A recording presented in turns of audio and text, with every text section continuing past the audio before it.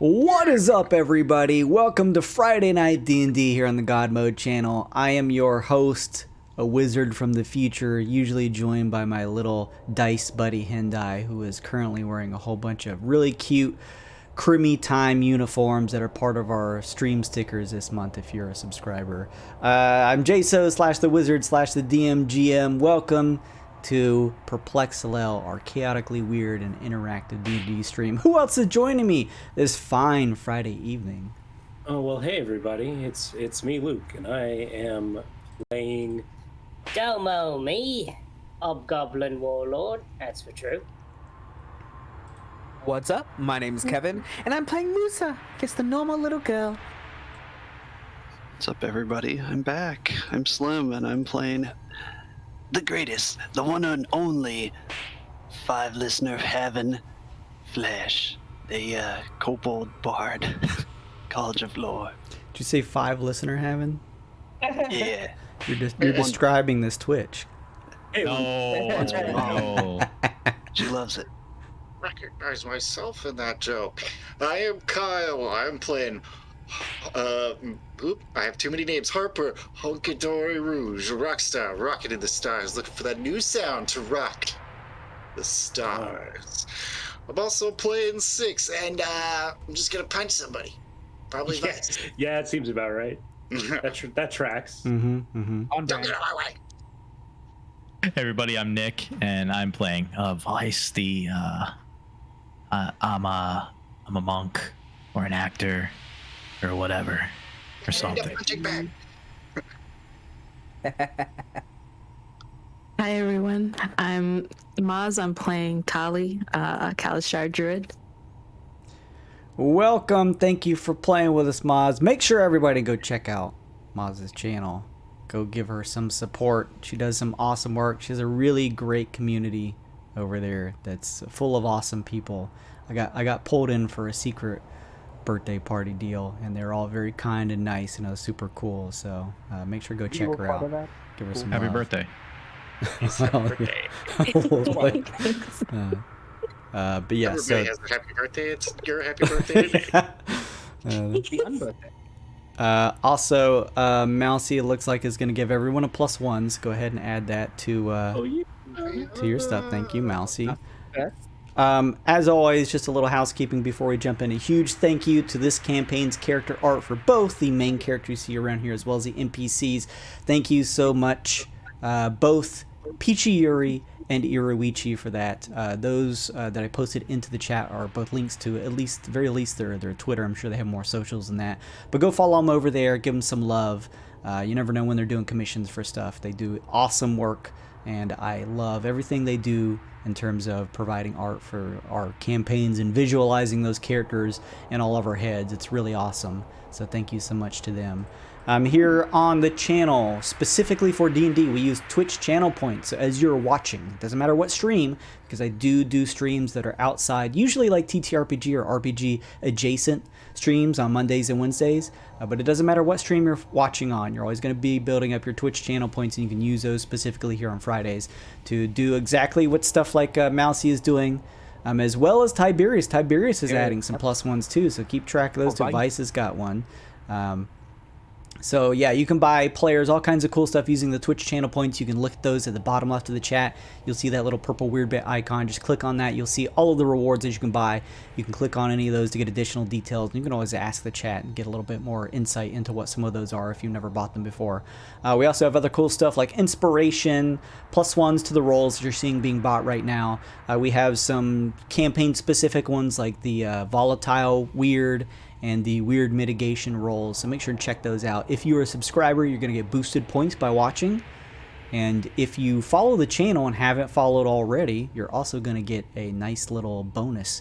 I think it's like 300 points or something by following the channel, so you'll be able to likely immediately start buying some type of reward, which is really cool. And speaking of following, thank you so much, Floral, Drake Swifted, Lunar Hound, Poke Your Eyes Out Games. I really like that title. That's good. Acadia Roll, and T-Digger for the follows this past week, as well as last week, stream stickers. Thank you all so much for following the channel. It's really awesome for all of you to check it out. I really appreciate the support, so thank you all so much. I hope you will come hang out and enjoy, especially for our Friday night D&D streams. I put my blood, sweat, tears, and other fluids into it, so hopefully you enjoy that. We use stream stickers here. It's another fun way you can interact, just like as you see being slapped on the channel right now. Just mouse over the stream. If you're on desktop, you'll see over on the right side a purple heart.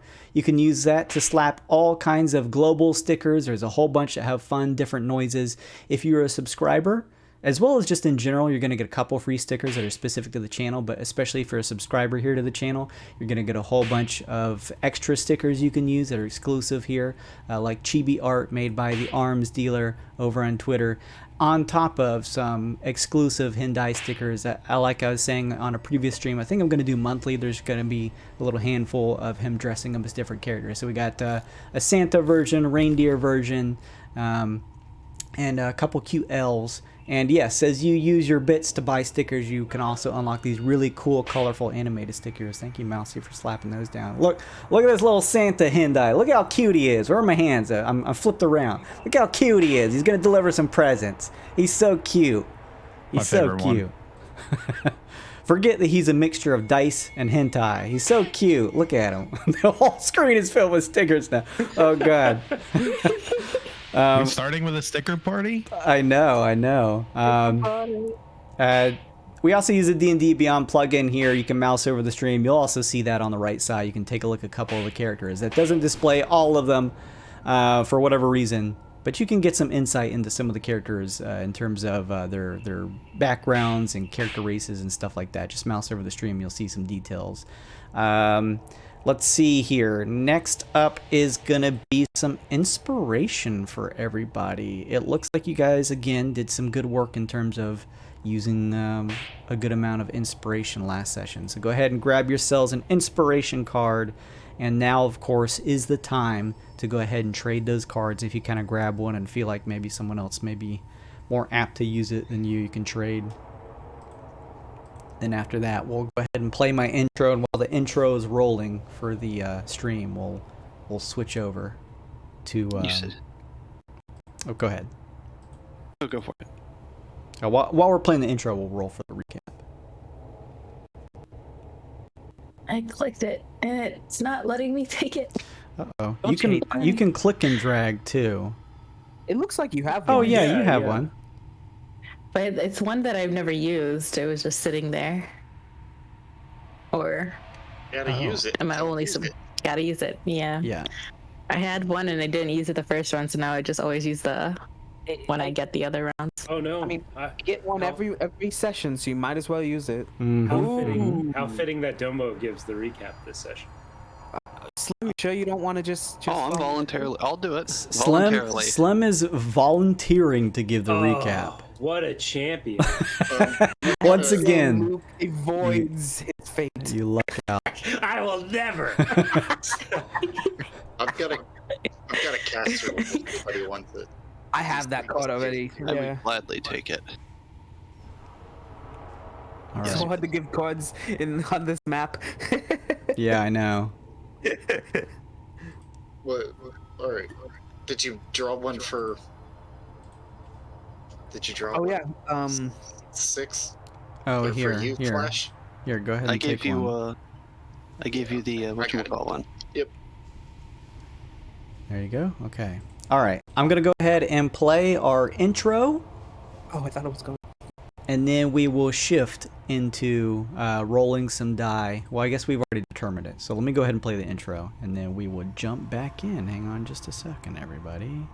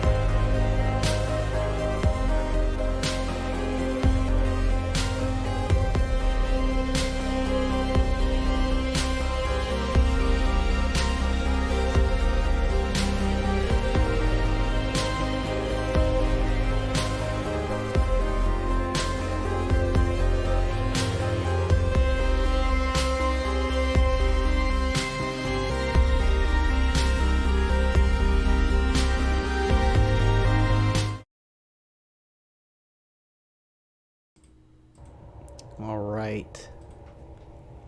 I have to imagine at some point. I've done this thing where if our reactive images don't pop up and appear, or if we keep getting the versions that is everyone's default for Discord, I'm just going to switch to a static image that has everyone's characters. But I'd like to try and see if it keeps on working, because it's really cool when it does work. So we'll roll this for now, and if a couple minutes in it's not working. So speaking of our D&D, Slim, you volunteered as tribute. Thank you so much, Mousy, for giving Slim a +1 for taking one for the team and giving the recap from last week. Slim, what happened last time on PERPLEXELLEL? Hey, what's up, WTXT listeners? Who's ready for this week's flashback? That's right, we're going to recap what happened last week. Quick sponsor shout out. We'd like to thank our sponsor this week, the Varaxinators. If you want bugs to leave, you call Steve. That's Varaxinators on Halcyon. Now, to the flashback. We ended up landing on this weird meteor type thing, and then, we teleported inside of it, and it looked like some sort of spelljammer or some sort of... I want to call it a lab room again. I don't know. A bunch of dead skeletons and skulls all over. There were arcane messages written in, I hope it wasn't blood, on a wall talking about how this used to be some sort of base of operations. I do believe we found a golden journal too that talked about passwords for doors to try and investigate this place. It was all sorts of crazy. See a couple ghosts hanging out in a couple of the rooms too. Some of them tried to talk to us, and well, I think one of them possessed us too. I don't know. Personally, I think Domo was just having a moment. But next thing you know, foaming at the mouth. You fucking what? I mean, you were a little out of line, my friend. You were crawling on the wall, foaming at the mouth. You fucking possessed by a ghost? Of course I was foaming at the mouth. What's wrong with you? I don't know. You think I act like that normally? Well, of course not. I talk to ghosts usually. That's my thing. Well, that's just an empty crowd or an audience, but it's the same thing, if you know what I mean. Get back to your radio show, you ponce. Oh, yeah. Beautiful, isn't she, folks? Well, she was on the ceiling being turned into a piñata by a 6, and then last thing I remember was seeing a giant handbag press me up against a wall because all I could see was scales and leather because there was absolutely no room anywhere. And then the thing grabbed Domo off the roof and pulled him down, and I think that's about it. And here we are. Remember, kids, don't do drugs, don't see ghosts. Very good, succinct recap, Slim. Thank you so much. Yes, all of you found yourselves in what appears to be the black rock that was in the crater site where it had landed. The object of interest that seemed to have been cataclysmic to the nearby town Erie-Ide. However, upon touching a strange dodecahedron that's about fist-sized, it transported you within the interior of the black rock, which seems to turn out to be some type of strange, elaborate derelict spelljammer.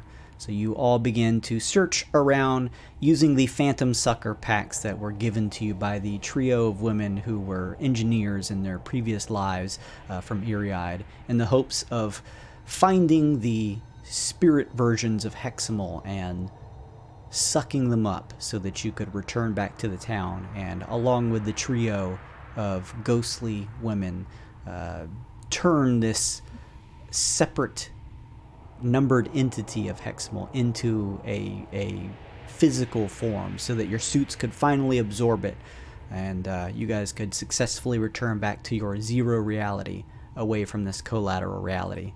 Domo was indeed possessed, but you guys were able to successfully subdue her so that whatever spirit was possessing her left. And you all returned back to the transfer station of the ship that seems to be this strange magical way of transportation among the separate floors or rooms within this spelljammer interior. And that is essentially where we last left off. So I'm going to, before we jump in, just make sure and go over in terms of some of your weird surge effects that may be still affecting each of you. I know, Tally, you currently have that far vision that gives you disadvantage on stuff up close, but advantage on stuff that's outside that 30 feet. Let's see here. You also have that spiky skin. You still have the thorns coming out of your skin that you got even before you came into the spelljammer. So if anybody tries to grab at you or touch you, that's going to probably spike them, give them a little damage. Vice, you both can only communicate through interpretive dance, but also have to yell. So that's an interesting mix. And then one. yeah. Musa. Heximals are go. Musa's skin color changes based on her mood, which is normally something she could just do, but now seems to be less of a voluntary thing, and now just kind of happens to go based off of her mood without any actual effect on her end. It just happens. Mousy says, "I'm sorry, Tally, for your pressure problem. Don't eat me." Yeah, some people in the group here have some weird pressure. They can go from 0 to 10. Some people are kind of sitting in the middle a little bit. Otherwise, most people are okay. So you've just gotten back to the transfer station. I'm gonna put the ball back in your court in terms of where you'd like to go. So, my unlucky 7, what would you like to do? I'd like to do one thing. I'm gonna grab Mr. Harper Rouge for a second and say, I was looking through one of those rooms and I think I found this weird poster thing. Do you remember hearing about a band named the Scaly Boys? Do you? I'm fishing for an advantage on a history check. Sure. He was asking me for my skill. Yeah. Oh. The Scaly Boys. Let me remember. They had that bop that one. Ooh yeah, yeah. Ooh, ooh yeah, yeah. Scaly Boys. Scaly Boys. That's not at all. Is that it? I give you history. I give you advantage. Scaly boys, scaly boys. That's a dirty 20. Oh, now that was the Scary Boys. I was a letter off on my remembering. Yeah, are They're you just a law firm. you're actually trying to see if there was a band of the Scaly Boys? If it sounds at all familiar in any way, shape, or form. Never heard of it. Nope, nothing like that. I was hoping that maybe in some small way I would have known the tycoons in the other universe through social crystal media. I mean, that's not out of the realm of possibility, but I don't think that they ever actually formed a band or anything like that. No, Kaz doesn't know what bands are. Yeah. So that doesn't negate your ability to recall information about the tycoons. You just know that there was not a specific Scaly Boys band out there. Bands are the shackles of the ruling caste. Yeah. I guess not. Oh well.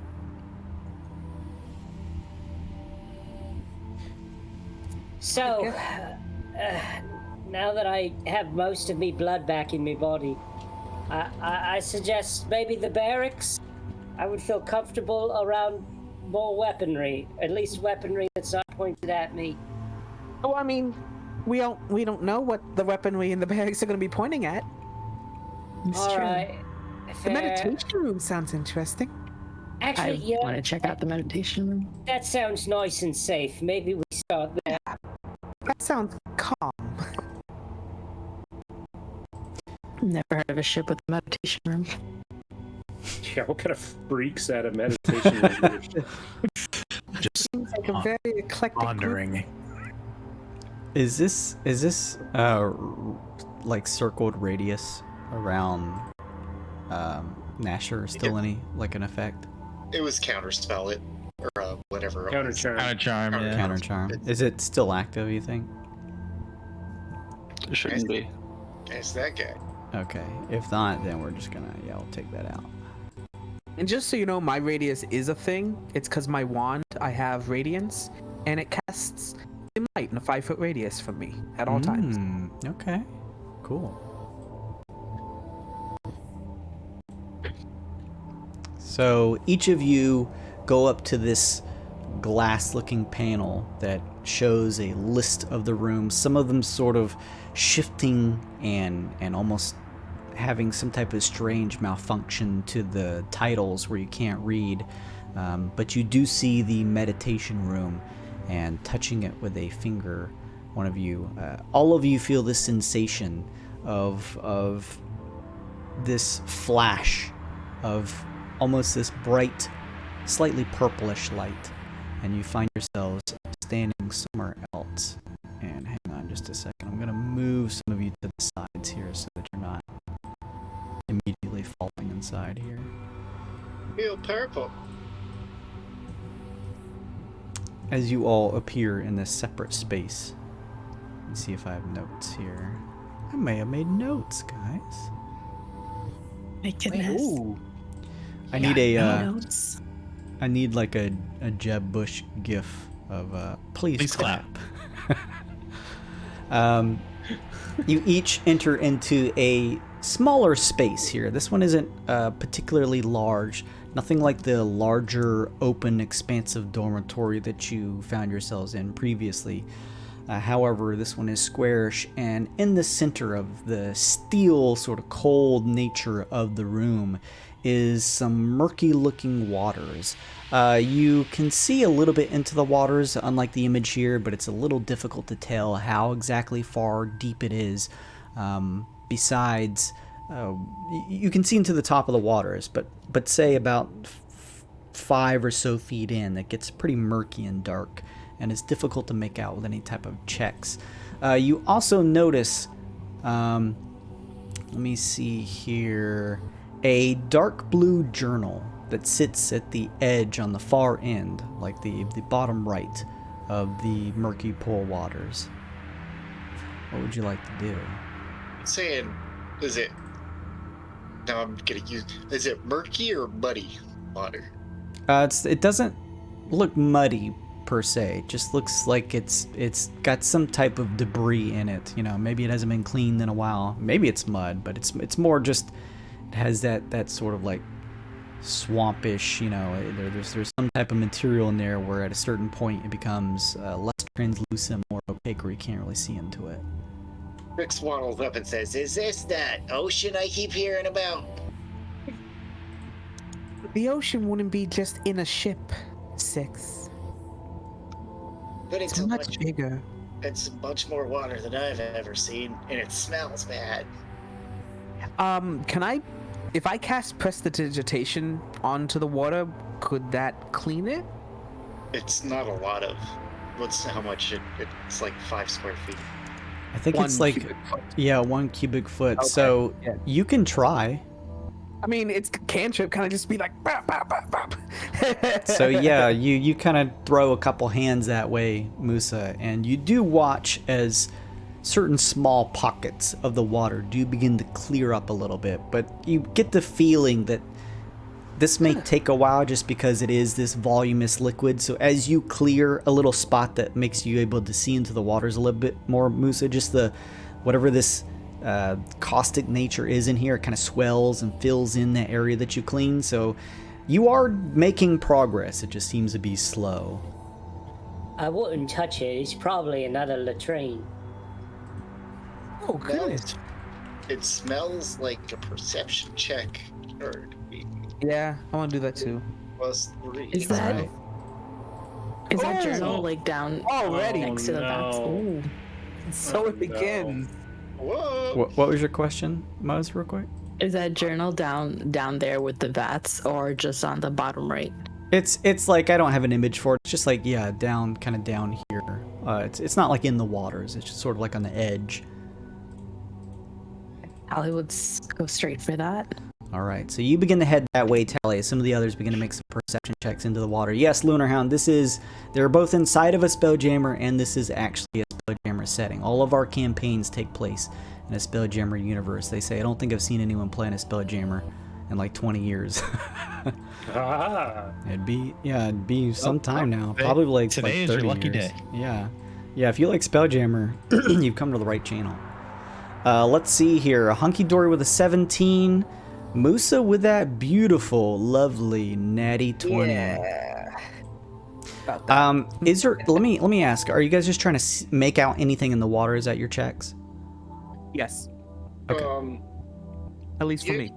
I guess 6 made the perception check. She's just trying to identify, like, what the hell is it? If it's not an ocean, what else could it be?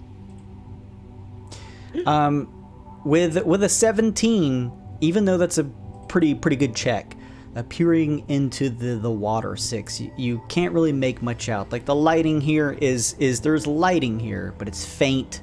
It's almost dim light level. Even with that natural illumination coming from Musa, it's a little difficult to see into the murkiness, and you're not able to make out anything. With your natural 20, Musa, you are able to peer into the water, but before I tell you your results, I need a D25 and a D3, please. Oh boy, it's already getting started. It begins. It begins. Oh. Never-ending story. Wow. Oh no. Hot streak, dude. Oh wow. Hey. Somebody's a big shot. And a today. 3. I don't like this.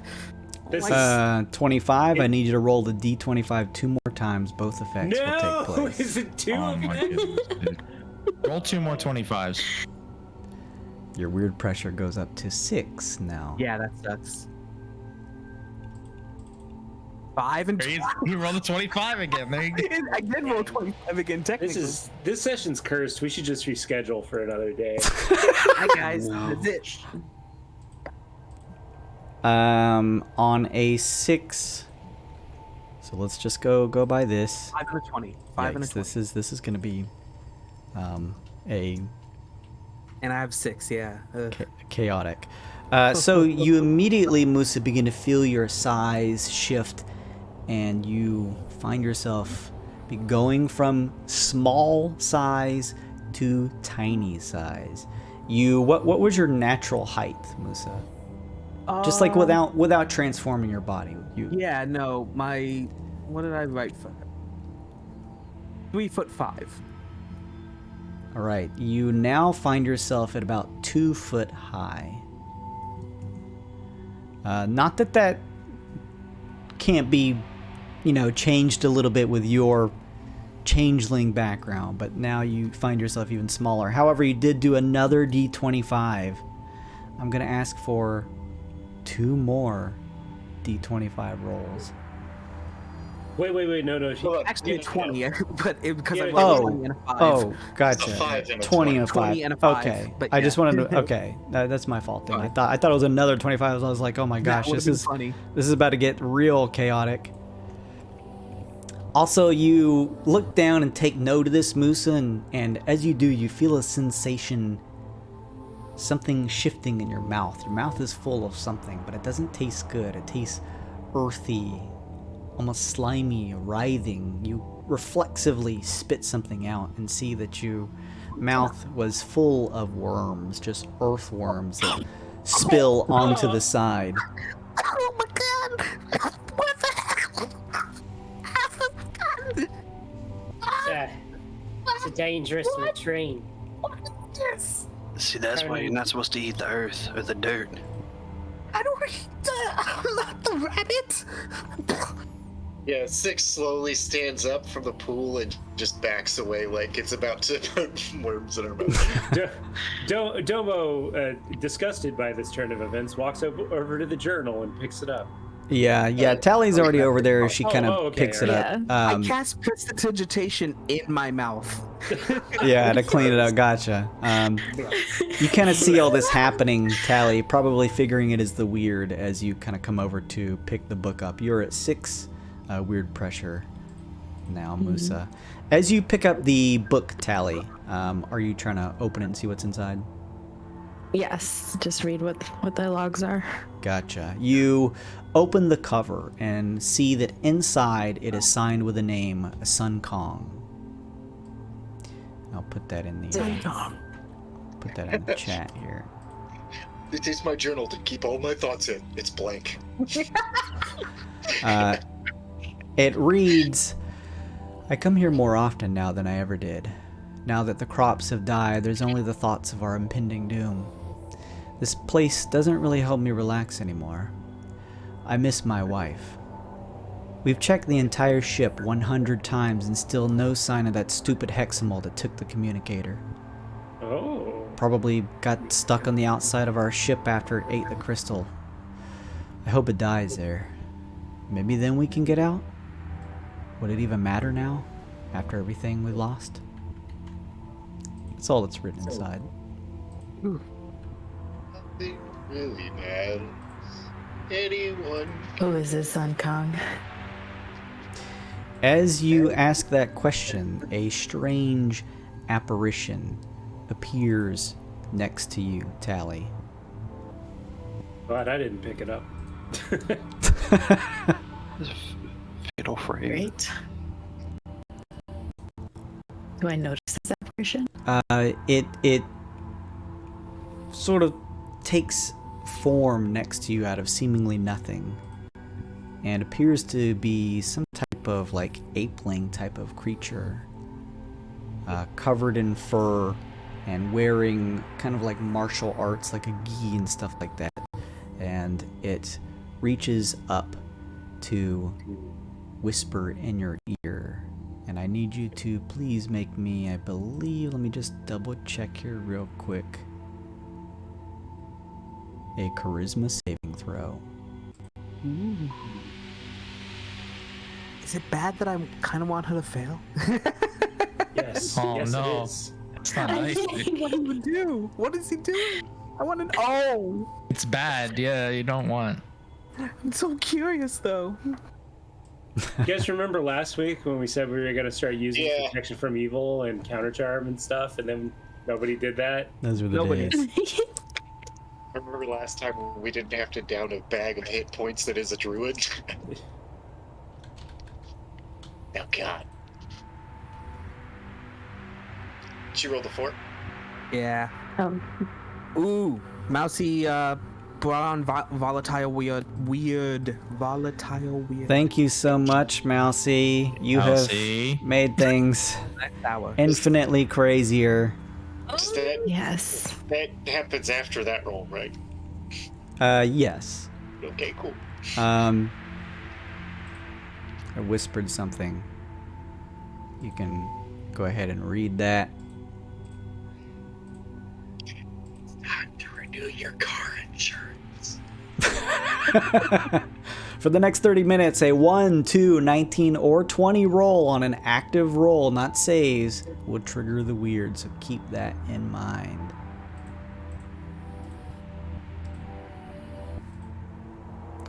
Each of you see Tally has picked this book up and kind of flipped through it, and then said aloud, I wonder who this Sun Kong is.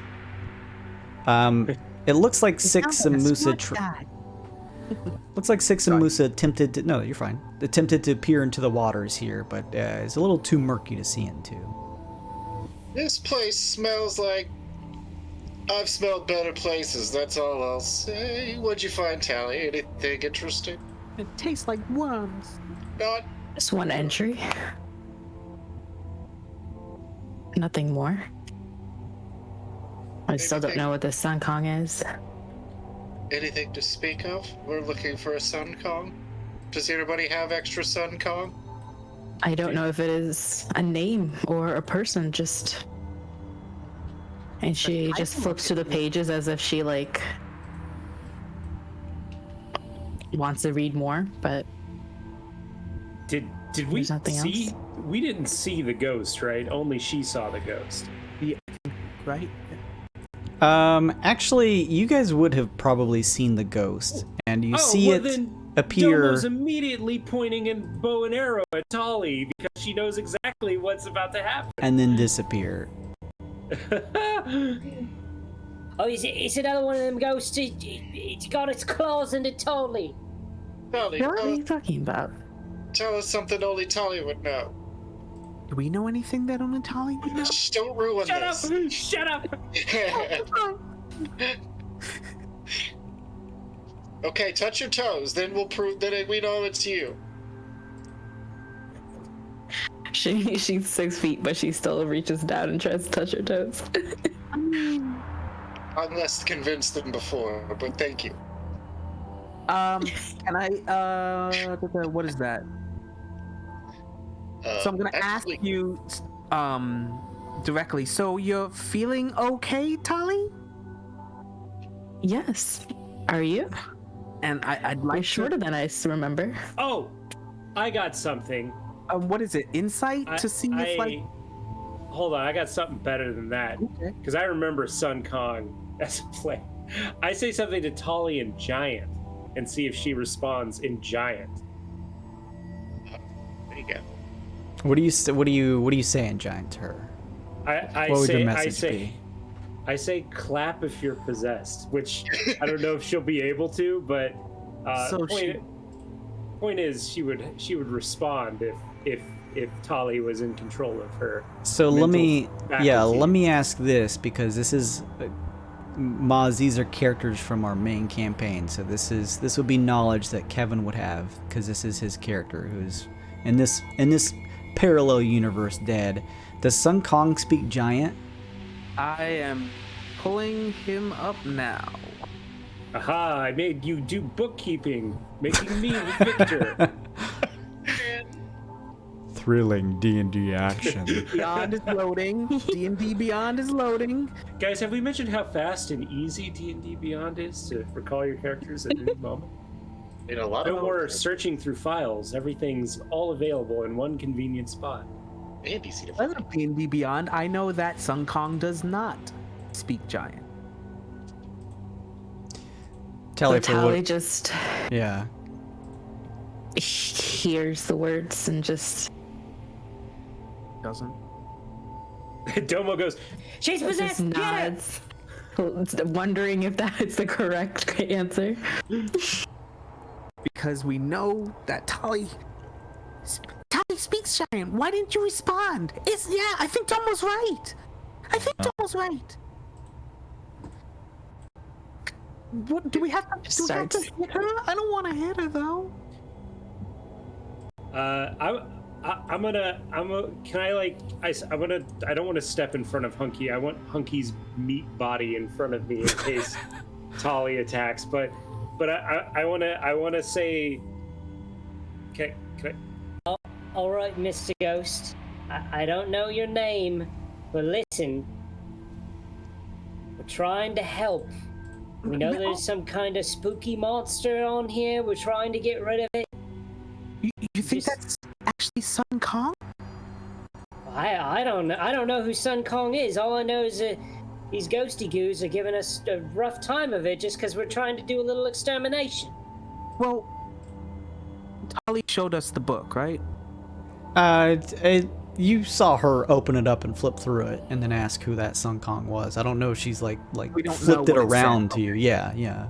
Okay. Unless Tally, you would have read it out loud. I don't know if that's something. Yeah, just the log. Okay. I'm And trying then to responded. I'm trying to reason with the ghost and see if maybe it'll listen to reason. Okay. So, what did you say again? Oh, God damn it! Sorry. The gist was like, we're on the ship to get rid of monsters. We have no qualms with you poor deceased folks. Just let us get done with our business and we'll be on our way. We'll leave you alone. We'll get rid of all these heximals and just go. Give me a persuasion check. Yeah, Domo's okay at this. And I don't even know what to say at this point. It's like, all right. At least it wasn't a 2. Yeah.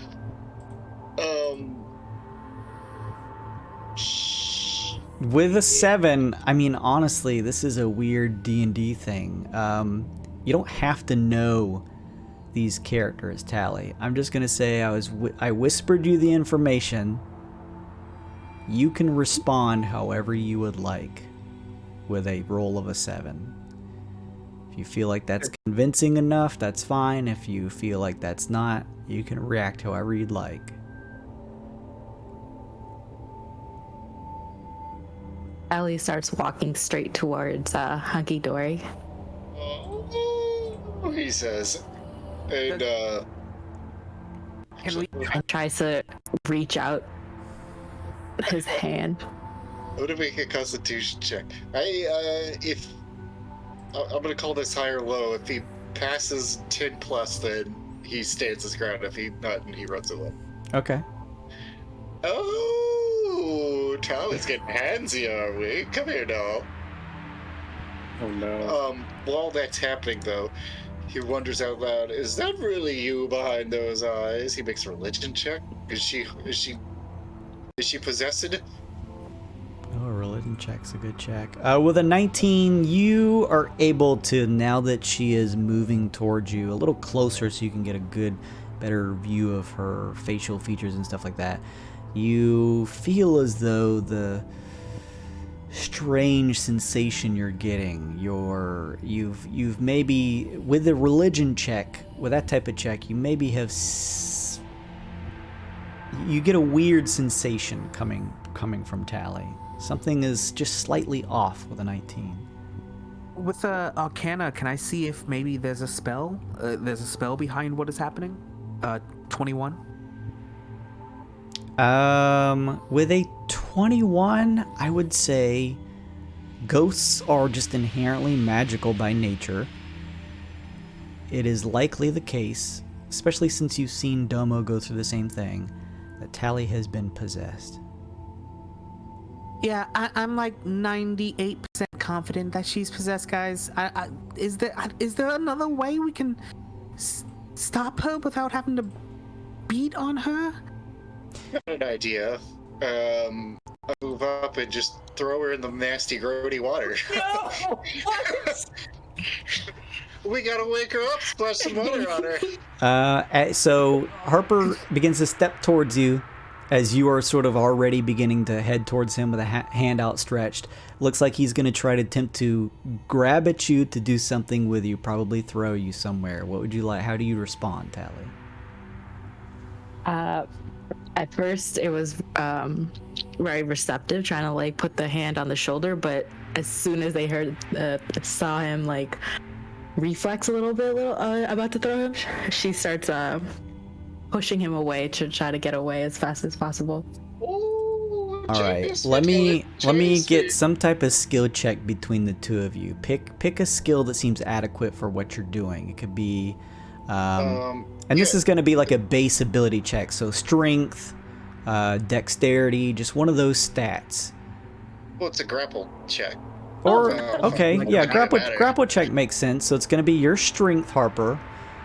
Yeah. And that's going to be contested by you, Tally, who's trying to escape him grabbing onto you. So you can either use your strength or your dexterity. Or no, wait, it's athletics or acrobatics. Yeah. Make one of those two, whichever is probably your better one. And he's going to make one himself, and whoever gets the higher one is going to win. I mean, she just crazy. At it. Yeah, no. Use that. You rolled that 20. Do you have a difference for athletics? Because you rolled a strength check already, so then your athletics is probably a bonus to it, if you have a bonus. Otherwise, it's the 20. No, I don't. So you get a 20 athletics, and then A natty 20. Yeah. athletic. Also, if I can In get the my volatile weird. Oh no. athletics, I am also using my advantage card. Tally, So I won't be outdone. I'm a star here, me. if you'll go ahead, Tally, and just roll me a D25 and a D3 roll just to Athletics. get things ready. Athletics. Oh God, why? We have Feast fun the here. We have Tally, your pressure. Not that you currently know what that means, considering you're possessed, but your pressure goes up by 2. You're at 7 now, and you are kind of up there on the weird charts. Let's go see what that 1 does. Oh my god. Okay, not too bad. Good news is you overpowered me. Oh. Tally, you currently have sunlight sensitivity. You become poison as long as you're in the direct sunlight. Oh, well, at least one side. So, Hunky Dory / Harper / Rouge / Blackstar / whatever else, you go to kind of grip at her shoulders, seeing that it's kind of getting the sense that you've seen this before. Something's happened with Tally. You saw that weird ghost kind of whisper at her, and you go to grab at her shoulders to maybe just kind of throw her in the water, maybe just kind of like a shock to the senses that may help flush out whatever thing is inside of her. But as you go to grab at her, she quickly is able to like use the outstretched hand that she has to like catch both of your hands and push them to the side and sort of like do a quick turn around. And Tally, you are now on the other side of Hunky Dory. Give me a dexterity saving throw, Harper. Otherwise, you go in the water. Dexy. How do? Pretty good. 18. Yeah, you do that thing where like as she pushes by you, you feel yourself beginning to fall towards the pool of water, and like you do the Sonic thing where like both of your feet catch at the edge. You kind of push up onto the tips of your toes and sway your hands to kind of counterweight yourself. Tally, you're able to push by. Are you trying to go somewhere specific or just escape the grab from Harper? Escape the grab, but now trying to pull down Harper as well. Oh. Trying to like hold on to him now, or push him into the water? What are you trying to do? Trying to hold on to him. Wait, no. Trying to push him down to the water. Yes. Okay. Okay. To the water. Oh no. I would say give me a athletics check from you, Tally, versus a Acrobatics. Athletics. yeah, I think acrobatics probably worked best here for you to not be pushed in. Sorry, athletics. Sorry. Fuck. Wow. Wow. No. Jesus. Oh, you can no. and just count it, but geez. She beats you again. Tally, go ahead and give me a D25 D3 roll. Wow. This is the content I've been looking for this campaign. Yeah. Wait, whoa, hold on. Wait. The roll was the 15, right? The acrobatics was a misclick. Oh. No, that was a mistake. Yeah. Oh, okay, gotcha. Because I thought I heard acrobatics. Oh, was for okay. you. Yeah. So 15, but that's still a little bit over the 13. You do that Sonic thing, Harper, where you like just counterbalance from tipping into the water and catch yourself, and you kind of feel a little relieved, probably look up at the others and smile, and then you feel two strong palms from Tally's hands against your back as the solid push, and you feel yourself being thrown out into the murky waters, and you are thrown over here into the water. You feel the sensation of the splash as you go under. And as that happens, a ghostly form of a Heximal shoots out from the waters nearby each of you and shrieks and attempts to make a touch attack at you, Vice, since you are the closest. Let me just do this real quick. That is 16 versus AC. That will miss. Oh man, dodgy boy. 16 versus AC misses, but there is a purple blast of this translucent energy, this wave that shoots out from the Heximal as it screeches. And I think this is, yes, everyone within a 30-foot range. So that is going to be everyone here. I need everyone to please make a Constitution saving throw. Ugh. Not great, considering my... Ugh. Hey, the best kind of 20. Yeah, dirty 20. Hi, everybody.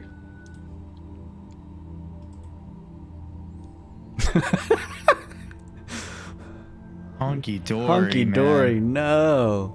Not having a good day. This is gonna go too. Bye. So let's see. Musa, Tally, Vice, and Harper. Ooh, wow. In 6. And 6, where did 6 roll? 6 out of 12. Oh On yeah, the clock. 6 as well. I need each of you to please, first off, you feel your suits tighten as this purple wave washes over you. Please make a D3 roll as your weird pressure increases. Eee. It's not great. Jeez. Ooh, what is going on? This Fuck game. off. Did you guys check your subscriptions? They rolled over on Roll20. Shit. This is the free to pay campaign. You don't want to be critting all the time. Tallies goes up by 2. Roll. I'm back at 9. Oh, this is not good. Can we get one for 6? 3. Oh no. Let me see. I think that was everybody. Musa, Harper, Tally, 6. Did I miss anybody? Vice. Vice. Vice, yeah. Oh, I failed at 17. Yes. Yeah.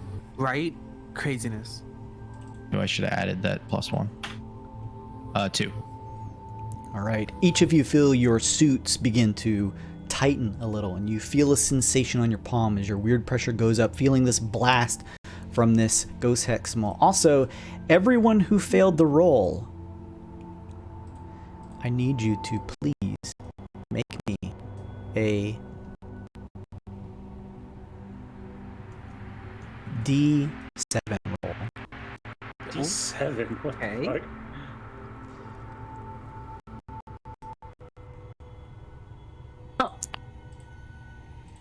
Gee. We're all over the place. Results are easy. 1, 2, 3, 4, and 5. Tally with a 1. You watch as this purple wave washes over the group. Tally disappears. Uh-oh.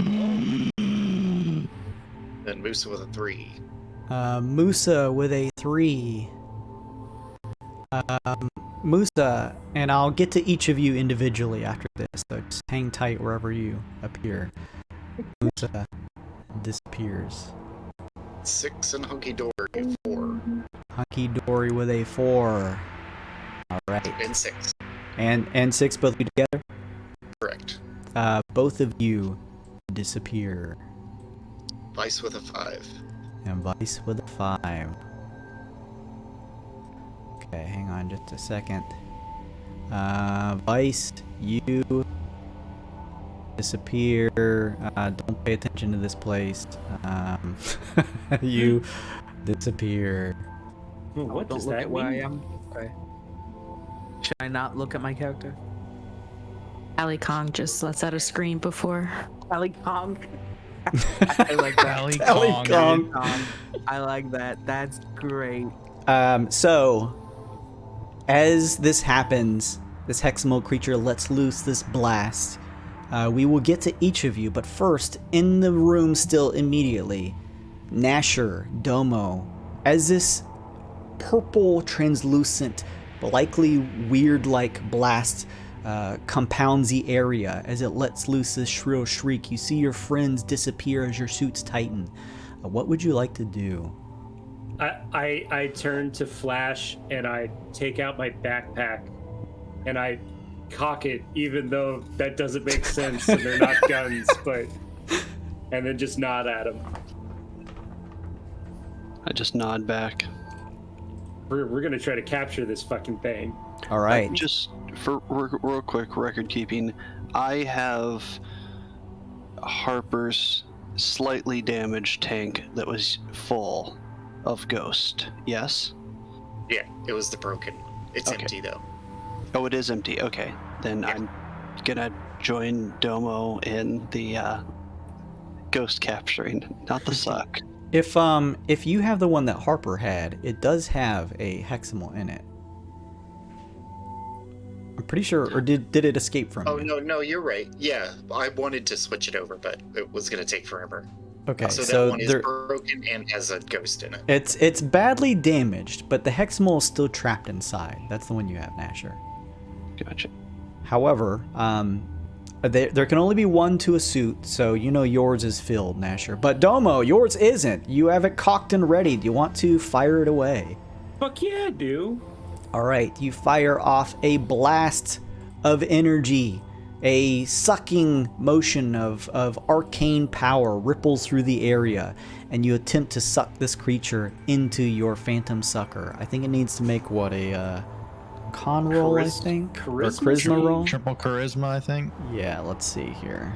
Could I give a Tasha's Hideous Laughter at it to give him advantage on one of those? Or disadvantage? Disadvantage. Um, I don't know if that's what Tasha's Hideous Laughter does. Yeah, what's the text say? Well, I meant it. Last time attacking it helped give a disadvantage to it. I mean, I'd go over and try to smack the hell out of the thing. Just whatever I could do to aid him. Okay, I mean, however you would try to do something. Tasha's then. They just have to pass a 15 wisdom saving throw. If not, they'll take 2d4 damage and then have disadvantage on their next attack. That is enough to distract this Hexy, who rolls. Vicious Mockery, that's what I meant. Gotcha. This Heximal fails, rolling a natural 1 on that save. I'm going to say that fails 2 of the suck saves. You can watch Domo as the creature shrieks, being pulled closer in as you hear the sound of the sucking sensation at the end of the hose. It is shrieking and trying to fly itself away as its form is sort of like elongating, slowly being pulled closer to the hose end. It's going to need to make one more save, a final charisma save. Let's see here. What's the DC? I think it was 13. 13? Yes, DC 13 charisma. With a screech, the creature is sucked inside. Aha! You watch it go through the kind of clear, translucent lining on the sides of the tube as it finally pops up behind you into this circular ball area of your packs. It's screeching and yelling inside. You can see its sort of spectral, gooey mouth kind of pressing up against the glass as it screeches, but you can barely hear the muffled screech behind you. I'll fucking learn you little beastie. And I fist bump Flash. Fist bump back. Good job. As all right, how do we get back? Yeah, as Flash and Domo do this, we move over to Tally. This is kind of all happening at the same time, so just keep that in mind. Tally, you find yourself, or whatever you are right now, Tally Kong, you find yourself in the hallway of the dormitory again. Is there anything you'd like to do here? As you seem to have been transported by that ghost creature.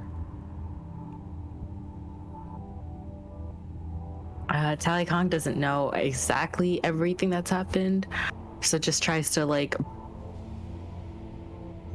almost run across the hallway, almost bounding off the walls, but since Tally doesn't have the acrobatics or the athletics, it's just looks very stumbled and very poorly done.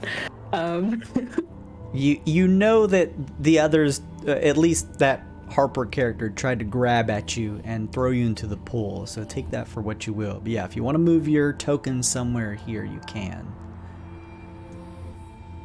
Otherwise, you know that behind you is the area that you could use to access the transfer station again. Oh. Behind me, like here? Oh my goodness. You touch a panel on the wall, and with a flash, you are back in the transfer station. Tally goes straight to the, or Tally Khan goes straight to the panel and tries to go back to Harper. Back to the meditation pool? Yes, was back to the meditation room. As both you, Flash and Domo, finish sucking in the ghost, with a flash of light, you see Tally reappear next to you.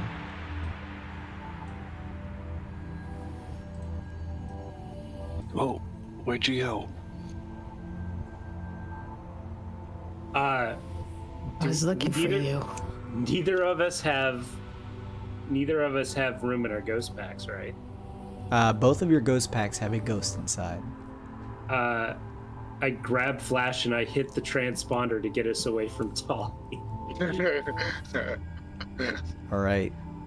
You hit it hard, and as soon as you've entered here, Tally, the other two go to press the panel on the wall to return back to the transfer room. However, on the panel, 3 small circles appear. One of them lights up. There are still technically 2 more turns left before the other 2 will shift and light up. It seems you have to wait and cannot immediately use the transfer tool as soon as someone else has used it. Tally, you naturally know that you have at least 2 turns worth to do whatever you'd like in this room before they try to escape. Is there anything you'd like to do? Tally Khan goes straight down to the vats and tries to see if they could sabotage them or look for Harper around there, because that was the last place they saw Harper. Okay. Unsure if Harper may be still in the pool somewhere in the murky waters. Are you getting inside of the pool here? No, I think they're also very apprehensive about it. Okay. Just a little bit. So it looks like Just probably Tally will move over here past the railing and kind of just begin searching the area looking for Harper. You don't see Harper anywhere here. Looks like he may have left this room. Like a prowling lion at the zoo. Domo's just going to try to remain at the opposite end of the room as prowling at all times. Prowling, you mean cowering. Cowering lion, yeah. Wait, they transferred out. They did I not thought they transfer out. No, they have to we're here. wait. So if you want to do something, you're oh. welcome to. They're still here. Yeah. Tally Khan goes straight and says, "Who are you? What are you doing here?" Listen, And starts grabbing. Don't fucking grab me. Listen, we already tried explaining this. We're here to get rid of the Heximals. I presume you're real angry about something, but we don't mean you lot any harm. In fact, if you let us do our work, it'll probably, I don't know, let you go to ghost heaven or whatever is in the afterlife for you. Just let us There's finish our nothing there job. for me. What job? This was my job. This was my life. And she starts to I guess get very furious and pound on the walls a little bit. Again, all struggling. It looks really weird because it's Kali possessed. I'm Sure. gonna try to push little boy Flash back a square and just slowly back away. I want to try and persuade Tally Kong. Okay, what do you say to try and persuade Tally Kong? I put my hands up in there. Hey, whoa. I understand you're angry. You've probably been here for a while. What if we could help you with your mission? You could just... You had a job here. You tell us what's wrong and we could help you. What's wrong? What's wrong is that I'm in in this body. Where is mine? Oh. Make a persuasion roll. About that one. Give me a persuasion roll with disadvantage. Okay, still pretty strong. Tally, again, I'll let you handle this how you want. You got your whisper, but you know, you have agency. He makes a pretty strong argument. They seem to be pretty passive and attempting to try and fix whatever problem may still linger here without trying to resort to fighting.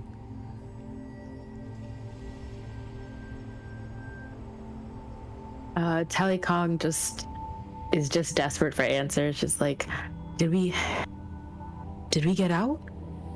Did we lose? Oh, I got some bad news for you. May want to sit down for this, but I think you expired here. We found some bones and some pretty incriminating notes that mentioned, you know, running out of crops and starving and that sort of thing. But you said you're looking for some sort of device, some communicator or some crystal thingy. You said you're looking for it. We're looking around here too. We could probably help you find it. The panel on the wall hits 3 circles and it lights up, ready to be used again. I don't remember. I don't know where it would be. Alright, you let us look for it. Just, we might need our friend back to do that. Let us look for it. The one who tried to grab me. No, the, ooh, and I look to Domo and kind of shrug. The, Kalashtar whose body you currently inhabit. But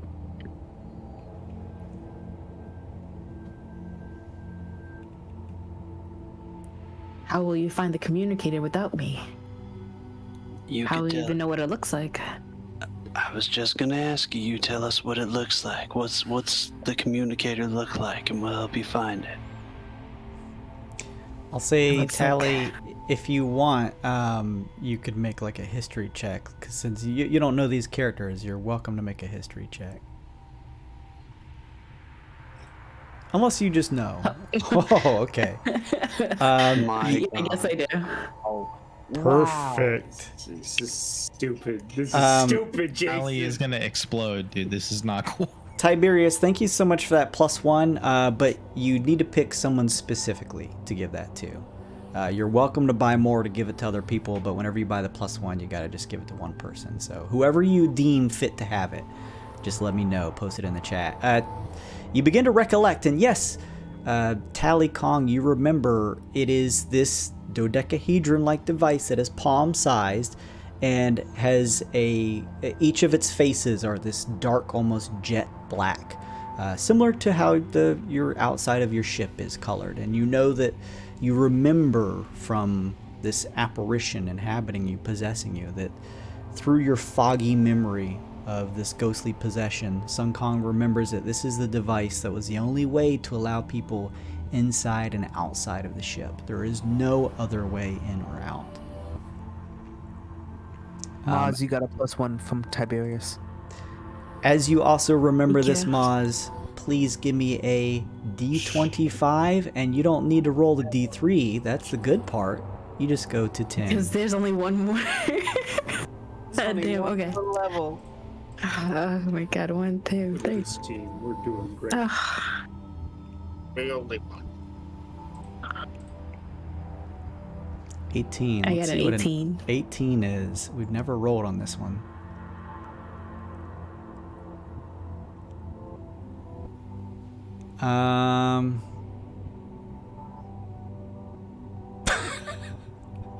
don't like the ones where Jason has to like think about it. Yeah, I gotta think about this one. And you Hang get on. quiet like that. That's scary.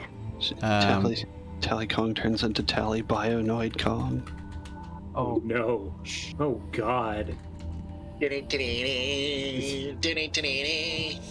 definitely fucking book it out of there when that happens. Nope, the door's up. You're locked in. Hang on just a second. I'm looking here. Kong looks at his hand. What's this gigantic number do? Explodes. Holy shit, that's actually really funny. What's 2 crossed bones and a skull mean? Does that mean I won? That good? Hang on just a second. Let me do this. These are the high tables. This is a special one. Or Sun Kong. Special one. I'm By the afraid way, of Jason, this. you're 4 minutes from 10:30 if you want to also do that. Oh, thank you so much for reminding me. Yeah, let me, before I reveal what happens here, somebody in the chat. Let's see who we got in there. Looks like who's hanging out with us. We got Alto, husband and wife stream is here. We got Caxi, Kitten Rescue, hey. Moz is there. Rescue. Stream Stickers, what's up Stream Stickers? And Tiberius, Dark Heart. I'm gonna ask any of you in the chat, if you are listening right now, who is the character right now in our game that is currently possessed by a ghost? You don't even have to spell it right, just type it in the chat. First person to do it is gonna win the giveaway. Go. It is any book that you would like from dndbeyond.com. Whether you have played D&D before and are looking to get that one book that you don't have, or have never played but would like to just at least have a digital version of the book to check out. Go ahead, slap that in the chat. The first time I see whoever posts it in there, if anybody does, you're going to win. So make sure. All right, Tiberius is on it. Tiberius, you just won yourself a free D&D Beyond book. Congratulations. I'm going to whisper you after the game here, and then feel free at any point over the weekend or later tonight to respond with whatever book you'd like from D&D Beyond. It doesn't matter what it is, any book from there, and I'll get it for you. So congratulations on winning that. Moving back. I was AFK cry. Sorry, Mousy. There'll be more.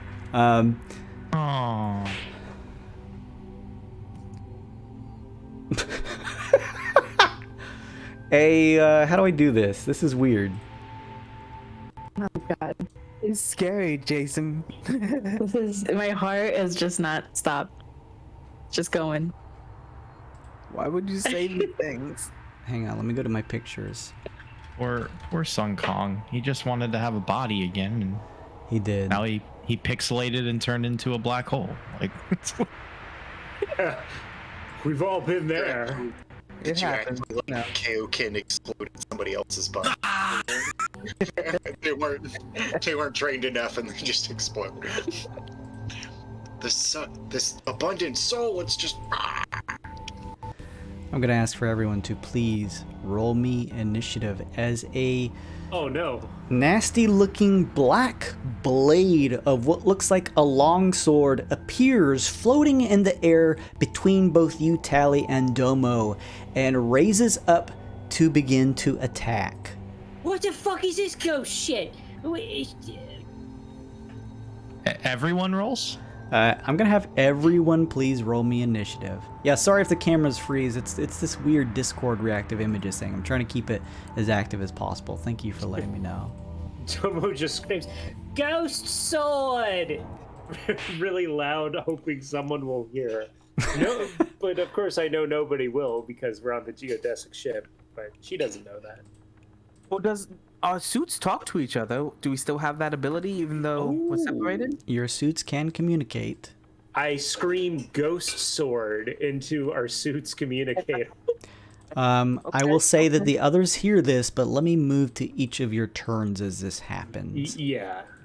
So go ahead, and does everyone have their initiative put in there? Yes. Oh, sorry, I don't. Wow, a lot of 11s. Weird. No. Okay. I'm waiting for everybody else to go. No, I'm waiting for you to go. Okay. Domo, you are 10. up at the No, top. Nope.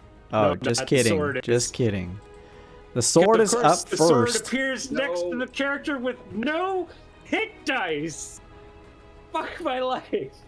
The sword appears here and makes a swinging attack towards you, Domo, for 16 versus AC. That's a hit. Oh.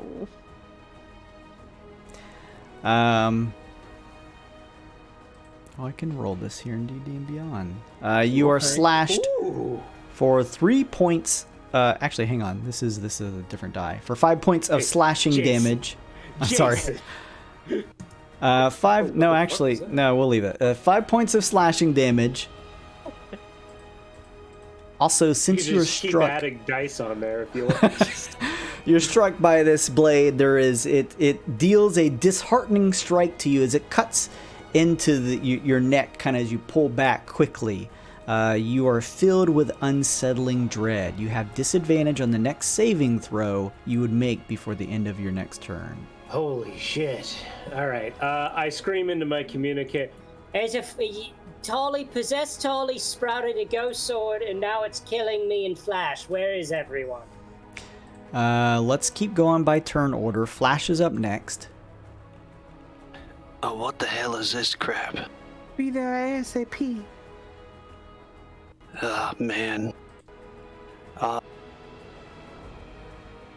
Nothing like metal on metal. I don't suppose you got a shatter, do you? Maybe a heat metal or something like that? Sadly I didn't pick up that one. He's gonna pull out a long metal drumstick and point it out straight at the sword. Unguard or some crap, I don't know. It's gonna cross swords with it and try to attack it. Sure. But throw a inspiration at Adomo as soon as he goes to strike it. And I get to use the thing. That's cool. Pack tactics. You have advantage on attack rolls against a creature if at least one of your allies is within 5 feet. So I get to have advantage on my. Is this non-fighter crap? One attack? The hell is this? Welcome to Bard. Enjoy your stay. Hey, not bad. 15 total. 15 versus AC? Yep. That's gonna hit. Ooh.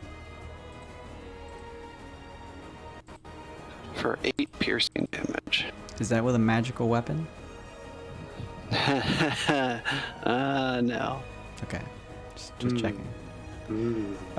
You use your metal drumstick to attack this floating sword that appears to be attacking Domo, maybe some of the others. Anything else? Flash. That's it. All right, we move down. Hunky Dory. Both you and Six can hear this yelling coming over your suits as the Heximal translates this message to you.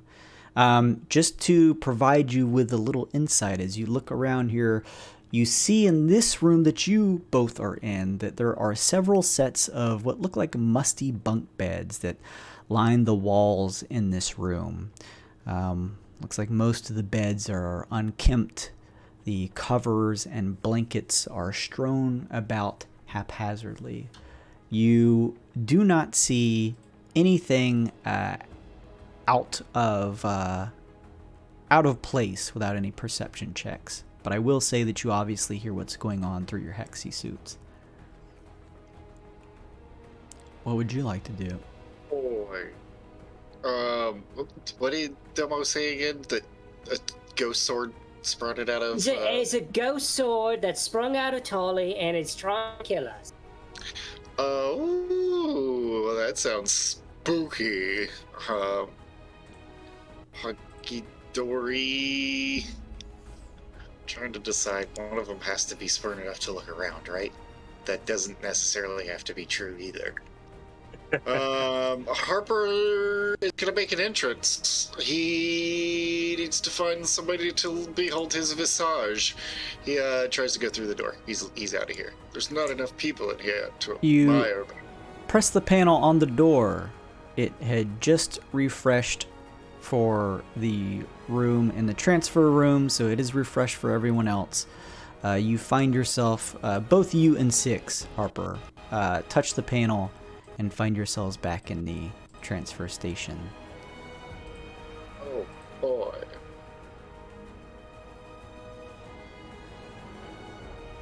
Do I need to do anything else? The thing's on recharge, right? So I can't really much do anything. As you go up to the panel, you do that thing where you tap at it to go to the meditation pools.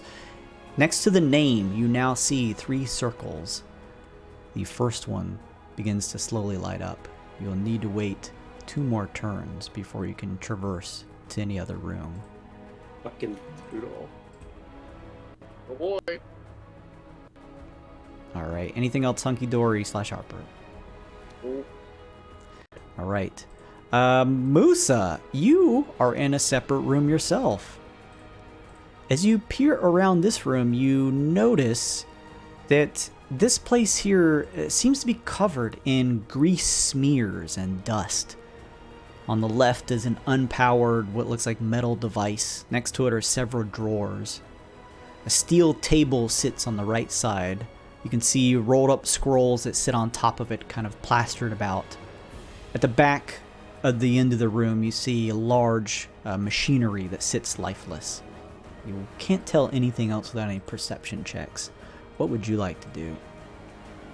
So, I cannot use the teleporter? You turn around and touch the panel on the wall. There are 3 circles on it.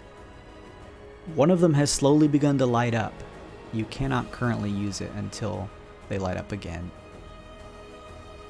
Well, since I'm stuck in here, I'm gonna go check out the scrolls. Okay, give me some type of check. I guess investigation makes the most sense, I think. Sure, I'll take that. Fucking perfect. Oh my God. Game. My suit stuff goes off at least, right? Yes. Of course, everyone's suit stuff is clearly active from the 30 20s we've rolled in this single game. Oh yeah, it activates that. You don't have to roll your D3. Doesn't it only activate it if it affects us? Certain effects are any. It depends on what effects. Oh, that's right. Yes. That's right. Yeah. You don't have to roll the D3, Cavino, but you do have to roll the D25. Also, on and off goes off. My cantrip on off just activates because that's one of my suit things. Interesting. I don't know. Is there anything in here that can be turned on? Interesting. Okay, interesting. Oh no. No, that's good. That's good. We'll find a cool use for this. Let me see that D25 roll. We'll see what that does, and then we'll resolve your on-off. Oh yeah, I also need to roll for 10 hit points. Thanks for reminding me, Vice. I got a couple spell slots back. I just took 2 at this point because I forgot them before. Nice. And I get advantage on any Constitution rolls coming up, or my next one. A huge black wave of energy shoots out from you, Musa, covering the room. You see the scrolls on the desk fly around, fluttering in the air. Some of the drawers on the left sides are thrown open. You see a wrench and a screwdriver just click and clack on the floor. You look around for a second after the sort of reverberating sound leaves the area to see what's happened. It doesn't look like this weird effect had any effect with you by yourself. You are safe. However, because the weird surge is triggered, you do now see the 10 appear in your hand, and now the suit feels tight. However, as your on-off triggers because of the weird surge, you turn around immediately casting and see the 3 dots on the door go from 1 to immediately 3. Anyone can now use it if they wish That's to. good to know. I actually will forget about looking at those papers now because I know Domo and them are in trouble. So I will transport to the main, the main place. All right, you transfer here, appearing in the same room that Domo, or that Harper and Six are in, waiting for the room to begin charging up again. You can now see it's going to take another 2 turns. Give me a second, because let me check, because that thing that happens with my suit, I think that just happens, so I still have It automatically triggers. It does not use any of your actions. Guys, I can get us there now. Hold on. And I cast on/off on the Wait. What? Do you still have? Is your backpack empty? I think so, Jason. Moose's does not have one in there. Okay, yeah. Oh yeah. Domo looks at you and then just points at Tali. Well, I'm not in with you yet. Oh, I thought. I'm trying to get us there. I'm trying to get me. Okay, never mind. So I can, I'm gonna speed up that countdown again, on/off on the timer, the panel. The 3 dots next to any of the rooms immediately fills up. The transfer station to and fro can immediately be used. And can I transfer us there, or is that an action? It's your interact action. I can say you can do it now if you want, if you still have the movement to get to the panel. Hold on, guys. I'll get us back to the meditation room now. And I'll transfer the 3 of us. Touching the panel, using some of her quick-witted magic, Musa teleports Harper, herself, and Six into the meditation pool. Anything else, Musa? That turned out much more beneficial than I thought, but I am done for now. You each see as you teleport into this room that Domo, Flash, and Tally are currently engaged with a floating, long, vicious-looking black blade that just floats in the air, swinging wildly. I am gonna move down here, actually. Now. Domo says, "Kill the fucking ghost sword and get the ghost out of Tali. Somebody use your backpack thingy on her."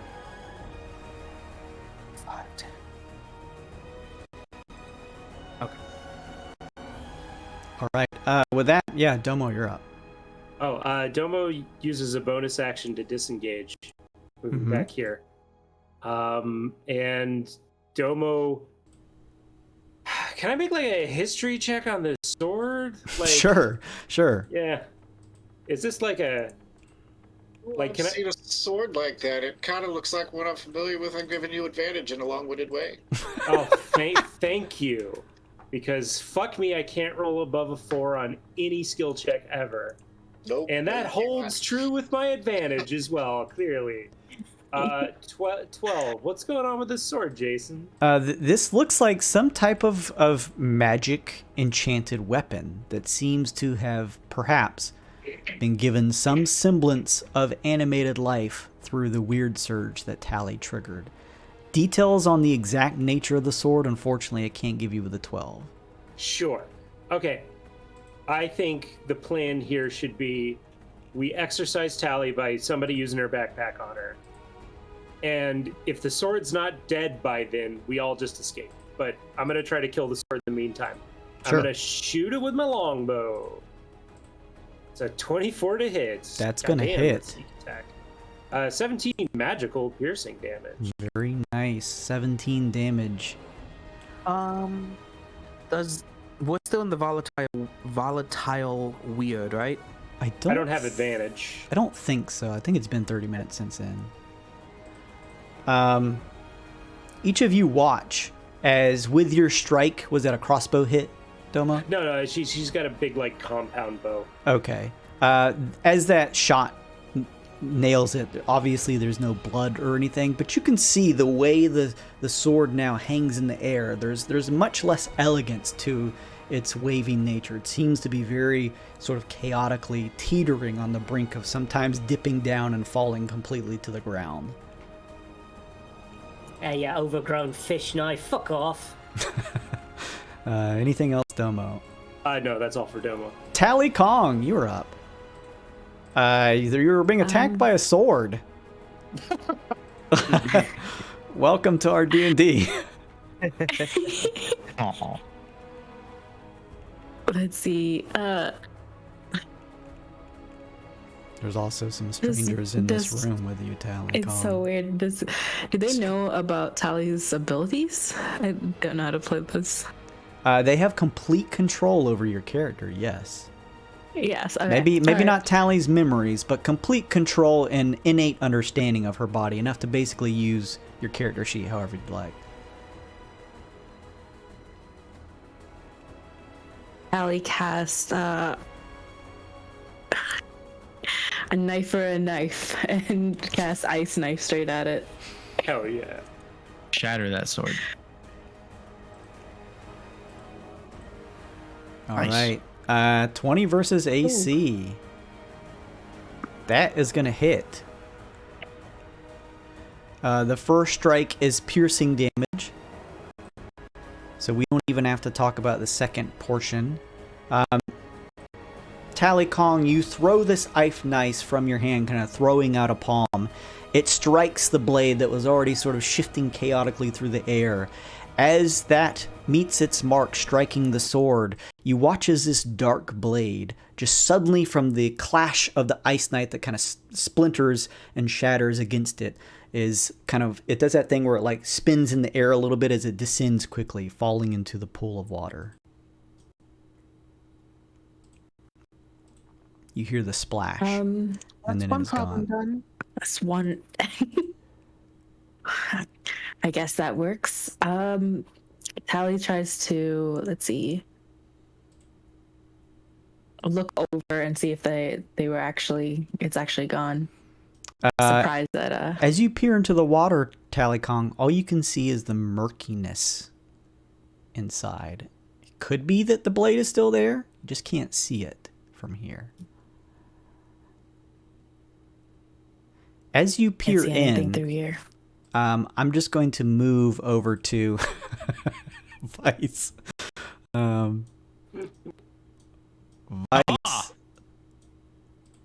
As you hear all this happening, as you are trying to do some type of engagement yourself, you find yourself in a somewhat expansive room, not as small as the meditation pools, not as large as those halls that you were previously in.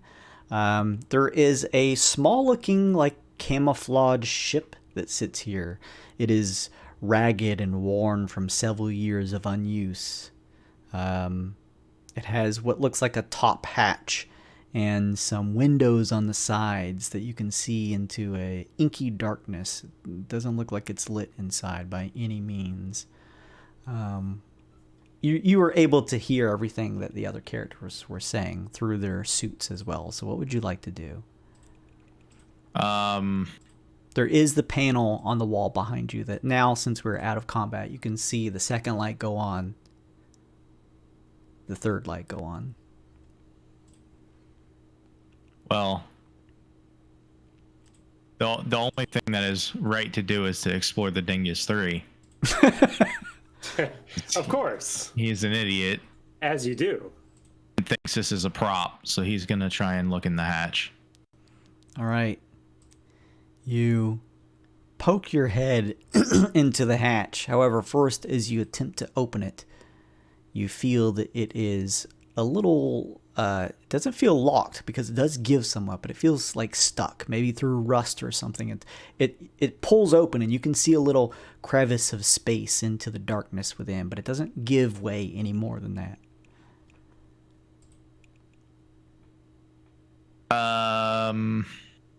You could always make a check to try and put some oomph into it, or any other ways. I'm gonna say, how about a strength check? Sure. Give me an athletics check. It's an 11. You take a little bit of time kind of pulling and prying it open. It finally, with a loud kind of grinding screech, gives way and opens up. As you finally peer down into the darkness, the somewhat ambient lighting from the purple light of the room does fill the interior. You peer in and you're able to see that inside of the interior is a clinking sound that seems to be happening over and over again.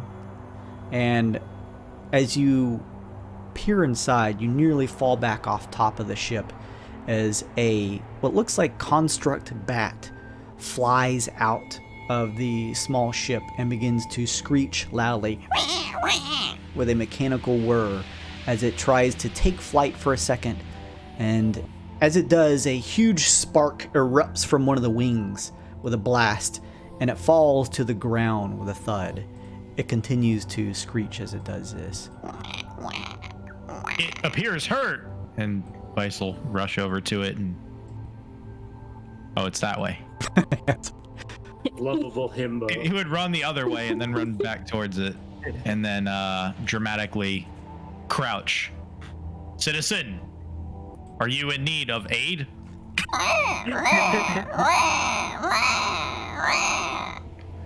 It keeps making the sound over and over again. What would a good thing to work with technology be? I generally ask for investigation checks on that type of stuff. -1, here we go. Wow. Yay. That's a 2. It's a loud bat thing. It is an actual bat. Can I collect the bat and try to join my team? You grab at the bat. There's not much resistance from it. You can see it trying to sort of like, you hear the whir of gears inside of the construct form, and it tries to kind of flap its wings, but one of them clearly seems to be broken, as there's a little bit of a spark that occasionally shoots out from it as you kind of pick it up and just try to lightly put your hands over the wings to stop it from trying to fly away. It continues to screech. The hatch is open. Otherwise, you can still return to the others if you'd like. I feel like this is good. Rest easy. You are safe now. And then start doing like the electric slide towards the door or something. Okay. With the bat kind of like cradled. Yeah, you take the bat with you in hand. And as each of you are just kind of brushing yourselves off from that fight with a floating sword, teleporting out of nowhere is Vice, who is holding in his hands a construct bat that just screeches an ear-piercing, shrilling screech. This native is injured.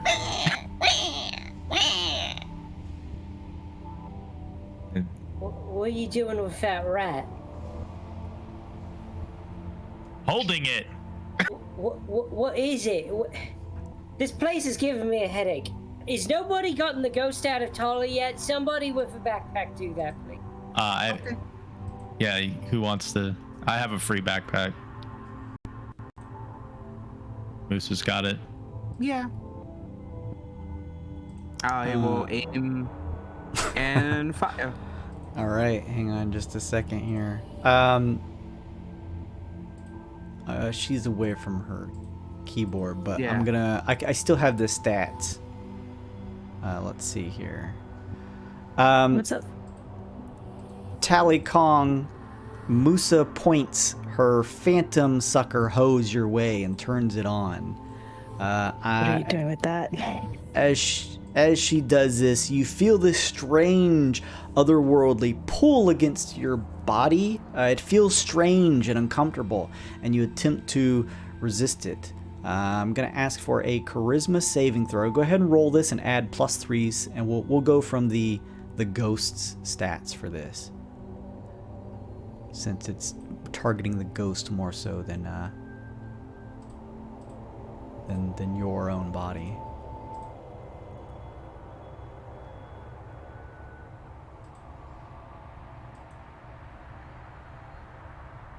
Am I doing this? No, right? Yeah, yeah. Give me just a D20 roll +3. Got it. And this is against what's the save DC? Let me see. I made these 13 things. charisma, I think. 13 charisma. Okay. 13, yeah. Meets. Something is happening, Tally Kong. It doesn't feel good. It seems like they're trying to trap you in this device that they have. You've seen the other creatures being trapped in here, You've resisted it once, and it seems as though they're attempting to continue to do it. What would you like to do? Tries to, let's see, who's doing it? Musa? Musa No. is. Stop it, little girl. I can't do that. I'm sorry. Tally, since they resisted it, immediately Tally Kong just feels incredibly scared and frustrated. So, they take out an ice blade. All right. Oh, God. You equip an ice knife. I'm going to go ahead and ask for another roll of initiative then from everybody.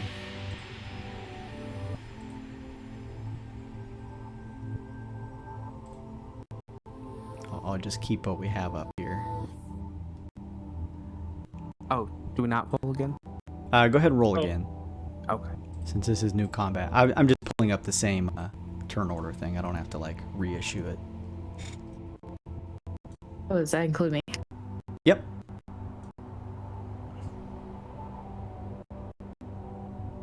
Punch in your initiatives. Let me know once everyone is entered.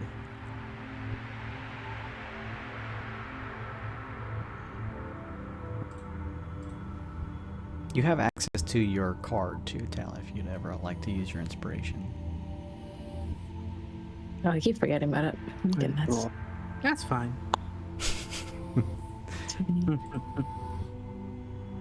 Oh, this one's good. Okay, yeah, I'll use that. Everybody entered? Yes.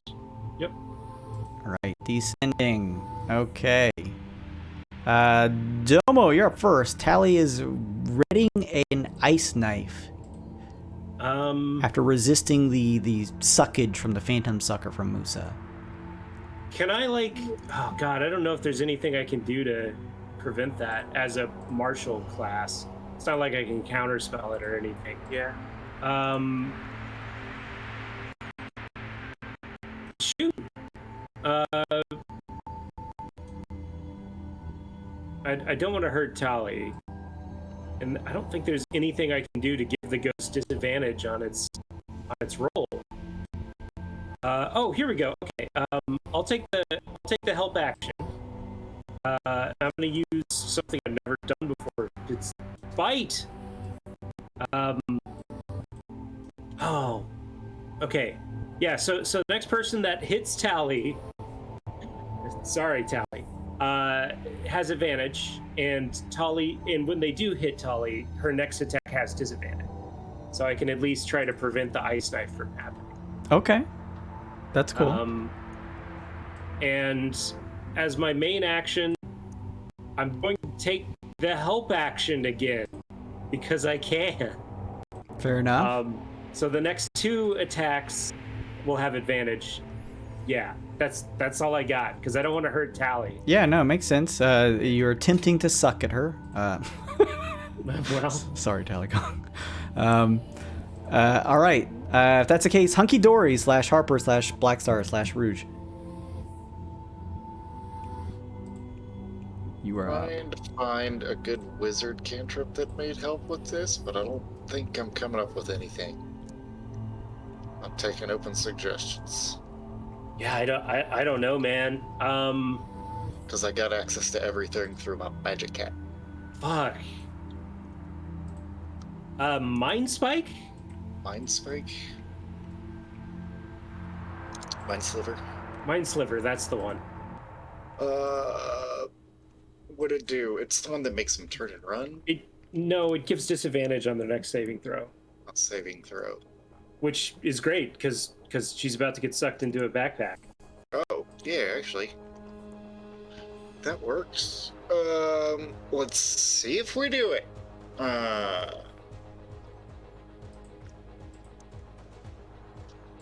Hidori starts playing his guitar. He's like, this one, I've heard somebody else play this before. Let's see if I can make it work. Oh, I have to make a Arcana check, DC 11, to see if this works at all. Mm-hmm.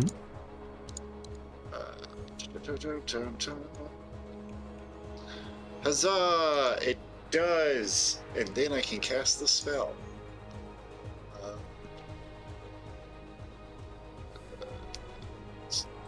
Within range, 60 feet, targets must succeed an intelligence saving throw or take D6 psychic damage. The DC is... Fuck.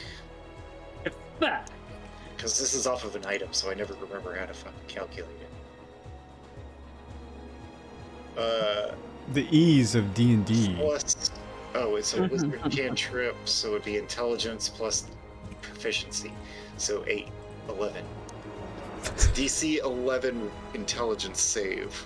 All right, I'm gonna have you make that save tally, but you can use your own personal save for that. Intelligence save. Mm-hmm. Holy shit. There you go. Ooh. Wait. I'll summon Baz right here to body block for Flash. And All that'll be right. it. Baz appears in the space between Flash and Tally. I believe it's Vice up next. I can run past my teammate slots, right? As long as you don't stop on their square, you can move past them. That's correct. Vice is going to wall run by everybody. And attempt to grapple Tally to stop the attack. Okay, so I'll say you can stop here since that's like the space to do it in. So you kind of like do the wall run, you kick off the wall down to the surface and try and throw your arms around Tally Kong. Tackle or midair. Yeah. I'm gonna ask for a athletics check from you, opposed by Tally, either your athletics or an acrobatics to try and escape this grapple. Hey, Vice, you have advantage on this because I helped. Sweet, because I was going to use my card on it. Thank you. Advantage athletics. You have a card too, Tally. You don't gotta let her know that, Jason. I'm a little. You must beat a 21. Yeah, it doesn't do anything for an ability check though. Oh, it does. It gives you advantage. Gives you advantage on it if you want. Fair. Did I not read all the way? First time. It should be the All first of one on them you. give. Yeah. Yeah. You choose one of the effects. I wanted to use the cold damage, but yeah. Let's do another one. All right. There you go. Oh no. Ollie. You attempt to try and, again, similar to Harper, swerve out of the way of this grapple, but unfortunately Vice is pretty dexterous and is able to kind of grip around you, holding you in place. So this doesn't affect you in any other way than you're grappled, meaning you just can't move while he currently has a hold on you. You can still attack, still cast spells, kinds of stuff like that. Anything else, Vice? I will attempt to, half speed. I'm going to do the same thing I did with Domo, kind of drag her to the corner and try to pin her up against the wall.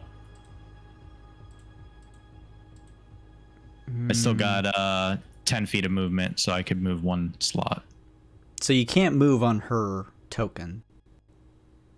Okay.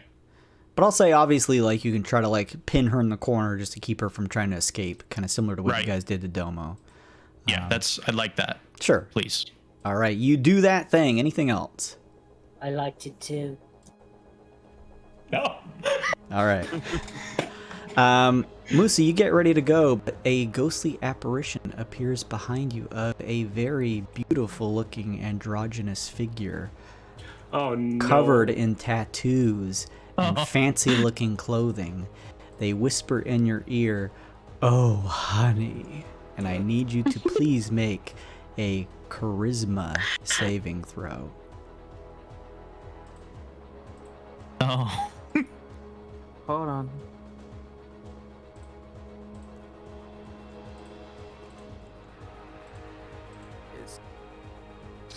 Alright, that's not horrible. 14.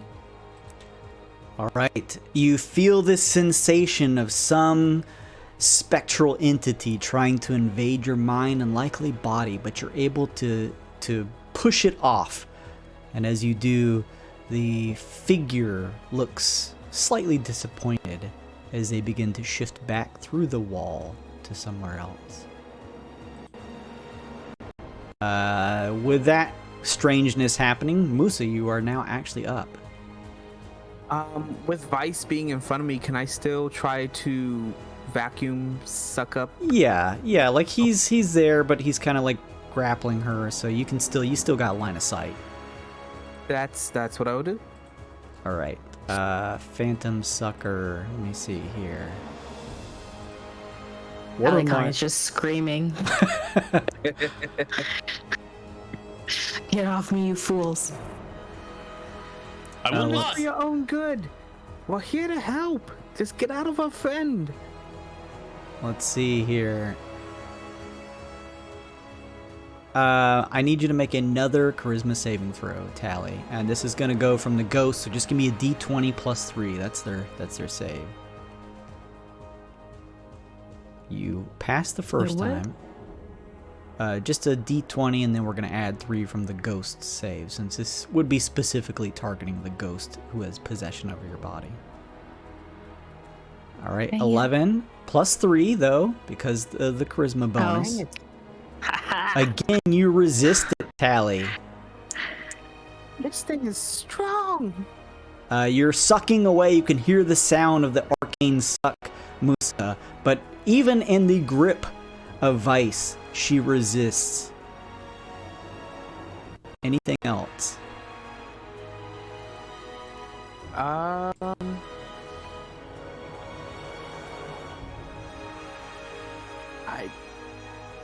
No, I don't think so. All right. With that, Tally, you are up.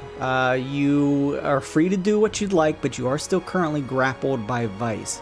You can break the grapple. You just have to use your action to make another contested check against him. Otherwise, you can do whatever you'd like beyond moving.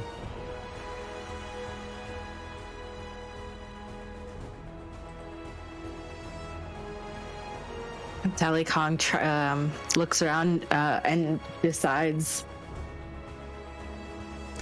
if you want me to be out. What? Oh, sorry. Go ahead. Go ahead, Tally. If you want me to be out of her so bad, how about you join me in the world of the dead? Oh. And Tally Kong, Nick, your grapple. Yeah. Is that specifically on a creature up to one size larger than you?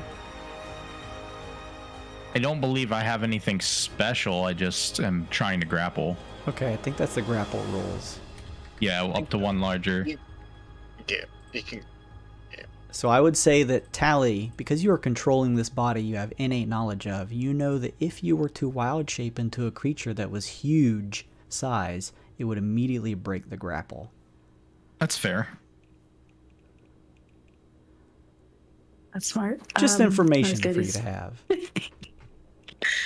You do whatever you like. Let's see. What was I trying to do? You were trying to take me to the World of the Dead, which was a flop movie I was in. Shut up.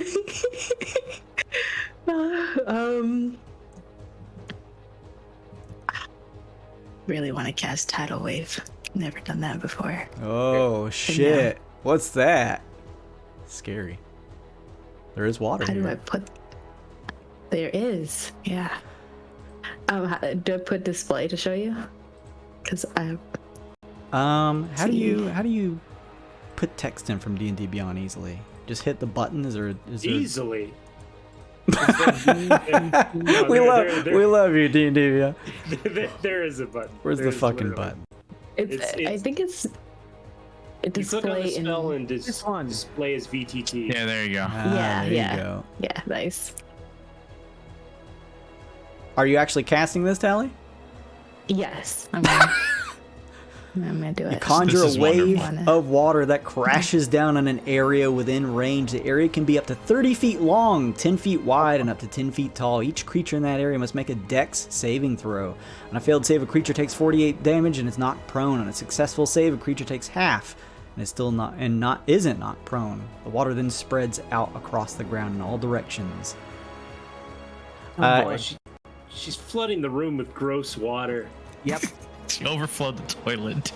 Tally, what does this look like as you cast Tidal Wave? Just water pouring out of Tally Kong's hands. But since there's a tidal wave, it's not like droplets. It's just Like fire hydrant level, like pressure. fire hydrant level, and then just calling all the water. A massive wave forms from Tally's open palms. I'm assuming you're casting it so it hits everyone, correct? Well, Yes. It's 30 feet. Lines of us. Yeah. Yeah, it can only get one or the other. 30 feet long and 10 feet wide. Oh, I see. 30 So feet. 1, 2. Oh, So yeah. yeah, The length of the room and just which direction, north Yeah. or south, or you are being West or grappled by Vice. That would hit him and Musa, but you also have everyone perfectly Where lined is up. Vice? in the If other she- direction. I am literally backpacked on you, holding you in some sort of got it. elaborate Yeah, I grapple see it. technique. so you Yeah, can hit straight a lot of us. Or across. okay, yeah. Yeah. All right, then. All of you, I need that saving throw as a massive wave of water shoots from Tally's hands towards all of you. Guys, Ooh, remember when that siren tried to drown us in the water that one time? Oh, no. Almost killed us all, and then we were possessed by things then too. Druids. That would hit me too, right? No, this is she's- everyone up top. I turned her the opposite direction. I'm sorry. Isn't it 30 feet long and then 10 feet wide also? it would start Yes. in front of you. Oh, it's from in front. Yeah. From her. I thought. Okay. You're fine. We got it. To the left, it's gonna hit everybody. I'm bloody again. Kong was I have clearly no hit. I have no hit dice left. It's just damage, hit or save or otherwise, right? Yes. Yeah, it's half damage on save. Okay, Baz is dead. So let's go through. Flash. Roll for flash, Tally. 48. Oh, she already rolled the damage. Oh, did you already Yeah, roll? the 19 Oh, damage okay. follows Okay, cool. that. Never mind. Sorry, I didn't see that. I'm Where trying is the to dude? keep up. Oh. I think it rolls along with. Yeah. thing. Okay. 19 damage. Yeah. Oof. 10 damage flash.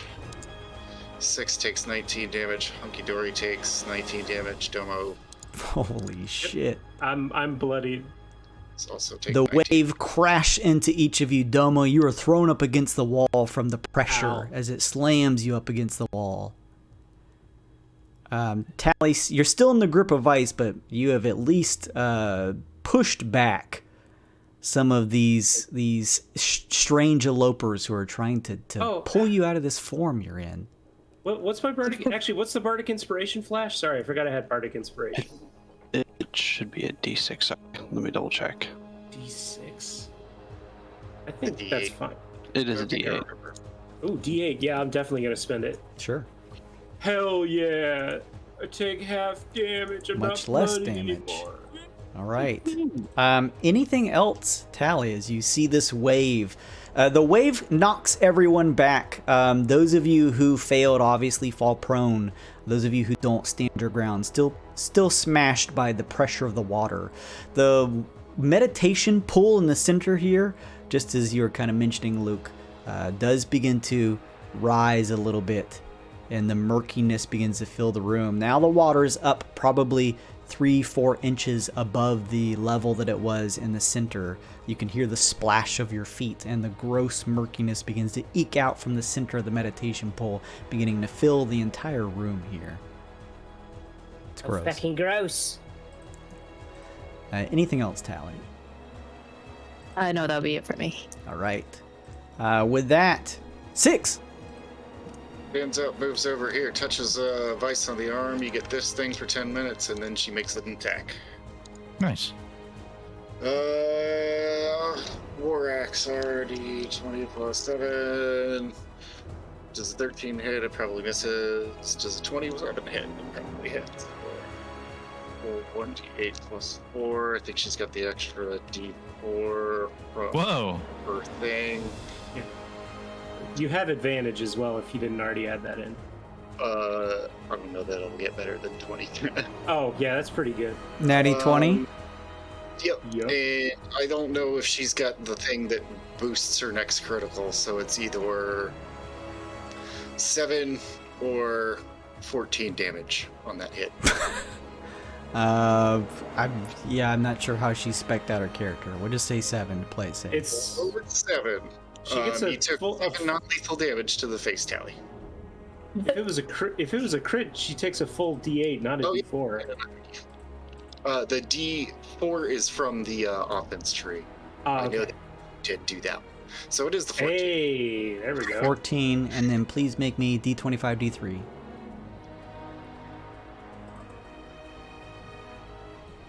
3. 8. And she goes up by 2. 5 in total. Alright, this is coming off of the combat table here. So on an 8, let's see. You begin to glow with a bright light in a 30-foot radius for the next minute. Any creature that ends its turn within 5 feet of you is blinded until its next turn. My eyes. Okay, let me count her footsteps. It's half speed to stand up, right? Half speed to stand up. Alright, so 20, 25, 30. Sorry, Flash. Oh, actually, stay here. Get a tally at least. No, because that'll get Vice too. Oh, sorry, Flash. What if you slide over one into the corner? You get me and Tally. I don't need to see to grapple. Because I can't. There's nowhere to go. Oh, got it. Okay. Is 6 done there? Yep. Alright, Flash, we're up. 6 is glowing, a voluminous, bright light. Feels like if you stay next to her, it's going to get really bright, you're going to get really blind. Ooh, actually, I'm going to retcon that over 1, because it ends their turn, so that gives you some... But sure. You tell me, do you want to move closer or further over? No, that is the only one that lets you get room. Sorry. Alright. That's 6's movement. Alright. Nasher, you're up. Flash is going to look back at Domo and say, "Your time's not up yet, buddy. Use a bonus action to throw a healing word at you. I'd rather you have a little extra right now in case." Thank you. Thank you. Let's see. Hey, that's pretty good. Nice. Really good. And pointing at you and turning back around to Tally Kong, Flash is going to fall to his knees and say, "This isn't our last ride. It may have been yours, but please, just give us a chance. I promise. We can help you." I'm going to use, the hell's it called? Grovel Cower Bag. Yeah, kobolds. Until the end of my turn, my next turn, all allies gain advantage on attacks against enemies within 10 feet of me. Holy Nice. shit, that's Your good. attention is pulled to the pure groveling of Flash in front of you, telling you This are going to have a little... pathetic pile of shit in front of you. No. Jesus. Anything else, Flash? That's it. All I right. love Flash. Roll back up to the top. Domo. Oh, man. Well, okay. What I did last turn didn't work. I'm going to stand up. Shit, man. Bonus action help. Next attack versus Tali has advantage. Tali's not bloodied yet, right? Don't think so. I don't think she's been hit. Oh, she's been hit for some damage, but not by much. I just don't have anything that can help with charisma saves. I just really don't. Each of you, some of you still have your phantom suckers that do not have a Heximal inside. Keep that in mind Yeah. too. Yeah. Everybody that has room should be using the Phantom Sucker thing. Anyway, I'm gonna shoot her. Because Flash groveled, cowered, and begged, and that seems appropriate. Sure. Oh, good. If we didn't have enough Wyrd, let's get some more Holy fuck. Wyrd going. Oh my god, what is this Man. fucking game? Okay, well, this is gonna hurt Tolly a lot more than it's gonna hurt me. Well, we'll Because see. sneak attack is doubled on a crit. So that's gonna be 23 magical piercing damage on Tolly. Non-lethal, I'm assuming. No, of course. Okay. No, really. In the foot. Really, Um, really not legal. so 22 points tally of 23. damage, and then also please give me D25 D3, please. Don't forget your suit. Oh, yeah. Oh good. no! no. What the fuck is happening in roll What a time to 20? roll a quick crit. Oh, at least I only rolled one. Oh my Yeah. god! I need 2 D25s, please. Both effects take place on the moderate combat table. Your face Yeah. turns into pancakes and you die immediately. 8 and 15. Eight. If you have health mod, A syrup smells lingers on forever. I do have health mod, thank God. you because- get when you trigger Wyrd, you get 1 hit die healing, and you get a potion. Oh, yes. On an 8, you're thrown 5, 10, 15 into the wall over here. Okay. You don't take any damage, you're just thrown that way. The 15, let's see. Jace. Pancakes. Fucking what? Everyone Okay. within 30 feet of Domo, it doesn't even make Everybody. sense. But No, dude. each of Everyone. you are buried in the ground from the waist down, giving you a speed of 0. You must use your action to unbury yourselves if you want to move again. Nash is leaning forward to grovel and now looks like an ostrich with his head buried in the ground. I just imagine like him up to his neck with just like his hands free, like at the wrist, just. Everyone, you find yourself stuck in this muddy water had pulled above the surface a little bit, giving a little splash as you step, and now your bodies are just buried in it. You know there's metal beneath you, but somehow you can feel yourself able to move, but you'll need to use an action to pull yourself out of whatever this is. God, it's in my raccoon wounds. Oh, we've really stepped in a nice little pork pie now, haven't we? Anything- Sorry, everyone, I guess. Anything else, Domo? Fuck no. All right. Just Harper. end it.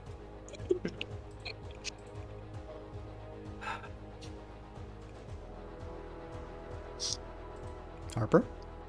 Yeah, I don't even know what we're doing here anymore. Are we just beating Tally to death?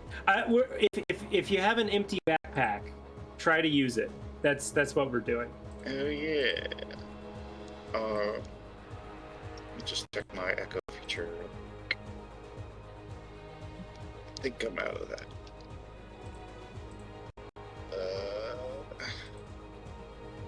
Or is it every time? Hold on. Manifest echo. Oh, sweet, it's a bonus action. Yeah, so I'll form Bez here. You don't need to worry about putting him there, because then I instant transmission switch with him. And he's buried in the ground if he wants to be, but he's just gonna stay there forever, so don't worry about it. Sure, And he's then I, stuck in the ground. Then I vacuum Tally. All right, Tally, please give me a d20 plus 3 roll. Suck.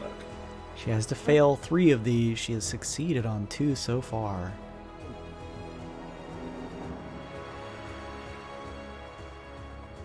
And continues to do so. Oh boy. Jesus Christ. Oh no. Tally, good job, I think. You can stop this at any time, whenever it's convenient for you. Harper, you feel the suction, but this spirit is just giving you trouble. Yeah. Sun Kong's a stubborn bastard. Yeah, this is perfectly in line with Sun Kong. Anything else, Harper? That'll be it. All right, Vice. Wondering what the play would be here still. We're grappled and we're buried. You do wear a phantom sucker yourself. Can I phantom sucker and grapple at the same time? Yes. Yeah, okay. So point Nice. blank phantom sucker. Yeah, you just like with one grip around her neck, just grab the hose with the other, just like stick it to her head and try to phantom suck. Tally, I'm gonna ask for another D20 plus 3 roll. This has got to work eventually. This one fails. You see the slightest bit of what looks like an apeling spirit pull from the side of Tally's head as it's pulled towards the hose. That's one fail. Anything else, Vice? If I can only use that once per turn, then I'm gonna continue my grapple. So even if she unburies, she's still got to get rid of that. Sure. Not going anywhere. All right. Let's see. Appearing in between 6 and Hunky Dory. Also, a flash of light from 6 Hunky Dory / Harper leaves you blind. Does it really matter? Because I have the sight beyond sight. I have blind sight within 10 feet. Oh, well, then in that case, no. A spirit does try to touch you, though. I'm going to need a charisma saving throw, though, from this opulent-looking androgynous form of this apparition. Jason, is the spirit blind? No. No. How did we decide the +1s work? Can we use them just one at a time? Yes. Can't stack, but you get to That's keep fine. however many you have. That's probably good. 20. Yes, you feel the sensation of this ghostly apparition trying to take over your form, but you've seen this before a couple times at this point, and you brush it off. Your willpower too strong. The ghostly form looks sad and says, "Oh," before passing through the door. Musa, you're up. Some phantom suckage seems to be working. I was gonna say, if I do it also, could that maybe give her disadvantage on her next charisma roll? No, but if she fails again, that's one more closer to the 3. I'll kick mine on as well. Sure. Just, yeah. I'll get All another right. fail. Tally, another D20 plus 3. This is the second one they're looking for to try and suck out this spirit. This cumulative or in a row? It's cumulative. Overall. Cumulative. Oh, More of this Four. apeling form pulls out. You can One see more. the hairy hands of this apeling spirit being sucked, pulling from the palms of the actual physical form of Tally. Almost pulled in. Good job, Musa. Anything else? Nope. I'm just holding it. Speaking of Tally, you are up. They are trying to kill what is left of you. You've already died before. What's happening here? and could someone tell me what Flash's cower thing does? Is that actually it's like a persuasion check, or is that No, for your is that just? it's for us to use against you. You don't worry about it, really. It's giving us. I know, but what does it do? Oh, Just to give us an advantage. Okay. Yeah, it's like distracting you so they have a better chance of hitting you with stuff. yeah. But it doesn't do okay, I see anything that. that you got to worry about. Yeah. And Got more it. it's him Alright. crying out for the big thing to come and beat you up. Is the lore of it. Yeah.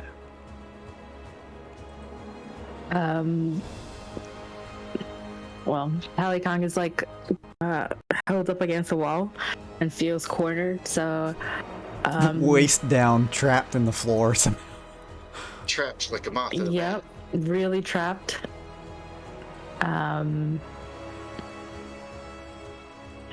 The hands are not trapped, right? Just waist down. Yeah, that's what I said. And Hands are tries to free. cast Ice Knife.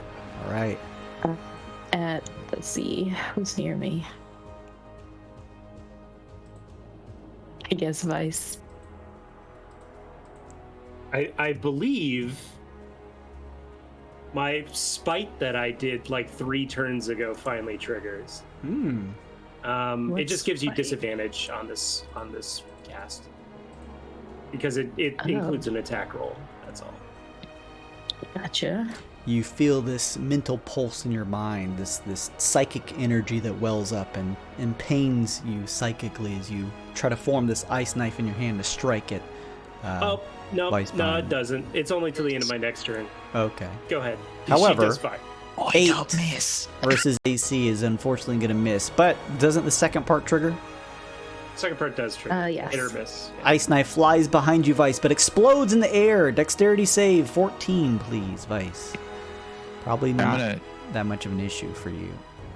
Scrolling up real quick, the D3 that I got from At a D3. attack roll or ability check Oh no.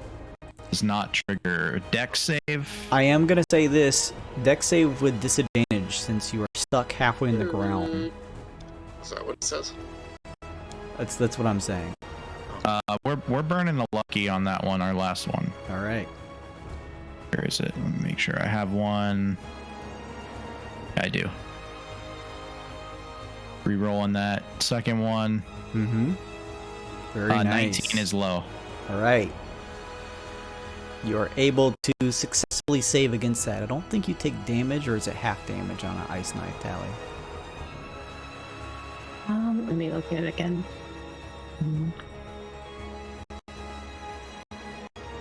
You cast this spell plunge. What?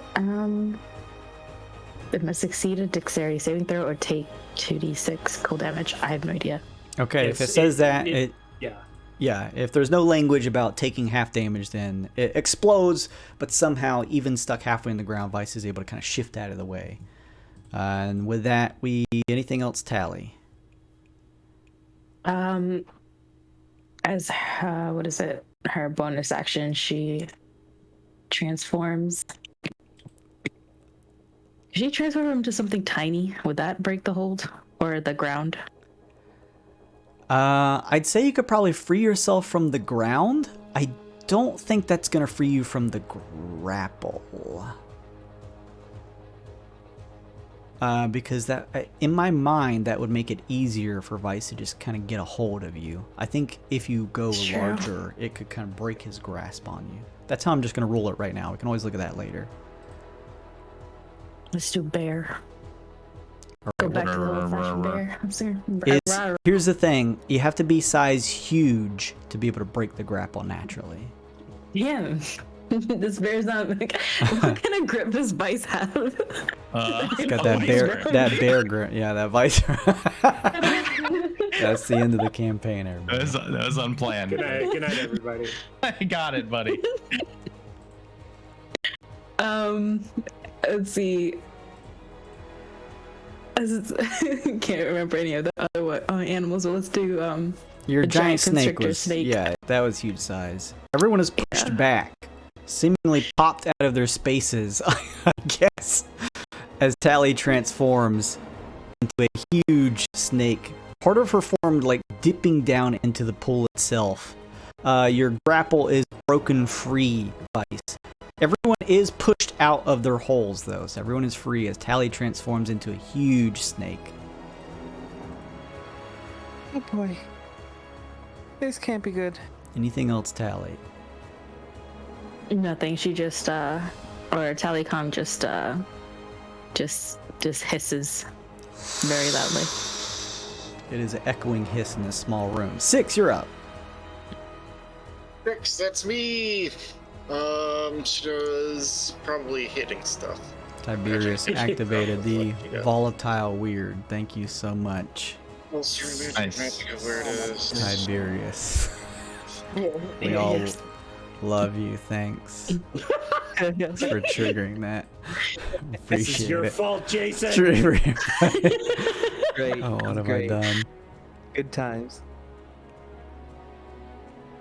Are these attacks? +4. Yeah. Does 18 hit giant anaconda? Tally. 18. Hey, I'm sorry. 18 hit. Yeah. So hit your big snake. I need to. Right. So I need to like search it. Sorry. And Constrictor Snake has 12 AC. Takes 20 damage for 2 attacks. All right. We'll say that she raged through that. Make it 24. How much health does that snake have? 60? On the low fuck. Lethal. Gotta be it. Snakes have 60. Okay, so total damage was what? I'm sorry, 6? It's 24. 24. So just go ahead and mark that down from your 60 tally. You're going to keep this HP until they pop it, and then you go back to your original form. All right, with 6, over it is Flash. It's an alternate timeline where Aesop actually won, and he just brings everyone back to life. He just yells rise. Rise. Nothing changes for Kong. He's still a giant snake. Crap. I'm going to take the attack of opportunity and try and back away from this fight to get away. Okay, Tally, you can make a big snake bite at the little kobold baby if you'd like to. You don't have to, though. Actually, Okay. Charlie has to make a con save or something because I've blinded everybody. 6 does. Oh, con save? Okay. Well, no, that's from your weird effect, right? Blinded. Any creature that ends its turn within 5 feet of you is blinded until the end of its next turn. So Tally is Tally, blind you until can't the end see. of your next turn. Oh, thank God. Because you're next to 6. And 6 has got... Got a bright Does light. a snake having blind sight do anything? Yes. Yeah. Being blinded does not matter much to you as a snake. Yeah. It means you ignore blindness up into a distance. It usually says like Gotcha. sight 5 or 10. The snake. You're able to get away from the snake, Flash. The snake reminds me of another band called Copperback. No one really liked them and didn't want to be charmed by them anyways. And I start playing a counter charm. All right. That's it. Roll back to the top, Domo. Okay. Big snake. Can't do anything about that. Shit. Help action again. Got a ghost in your ghost pack? Yeah. Okay. I got the Heximal in here. You do.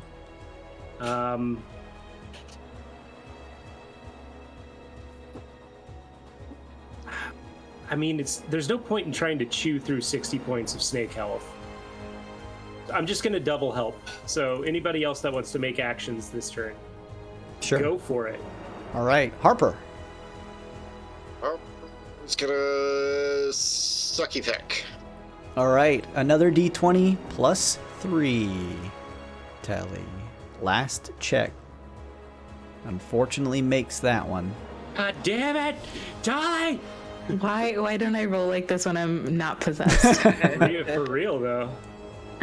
You suck away Harper.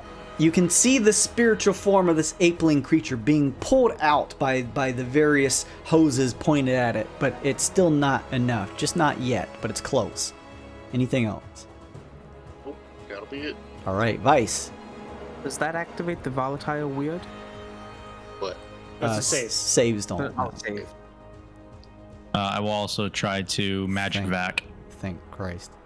Gun to I'm the trying, man. gun to the body now because it's a giant snake. Another D20 plus 3 tally. Everyone is trying to suck you out with a final suck. Eat that snake. The apparition of Sun Kong is pulled from the massive snake. You can see this apeling spirit yelling and trying to claw at the nearby walls, but his hands just sort of go through them as an apparition, as his form is compressed and pulled into the hose. You can see on the back of your pack, Vice, the form of a just like apeling-like creature fill that ghostly round ball at the top. It's like squished into the ball, and you can just see the ghostly visage of this apeling kind of like scared looking out from within it. Tally, you come to your senses. Everyone you still you have full knowledge of everything that's happened here. It's not like you have amnesia or anything, and the combat comes to a close. Oh.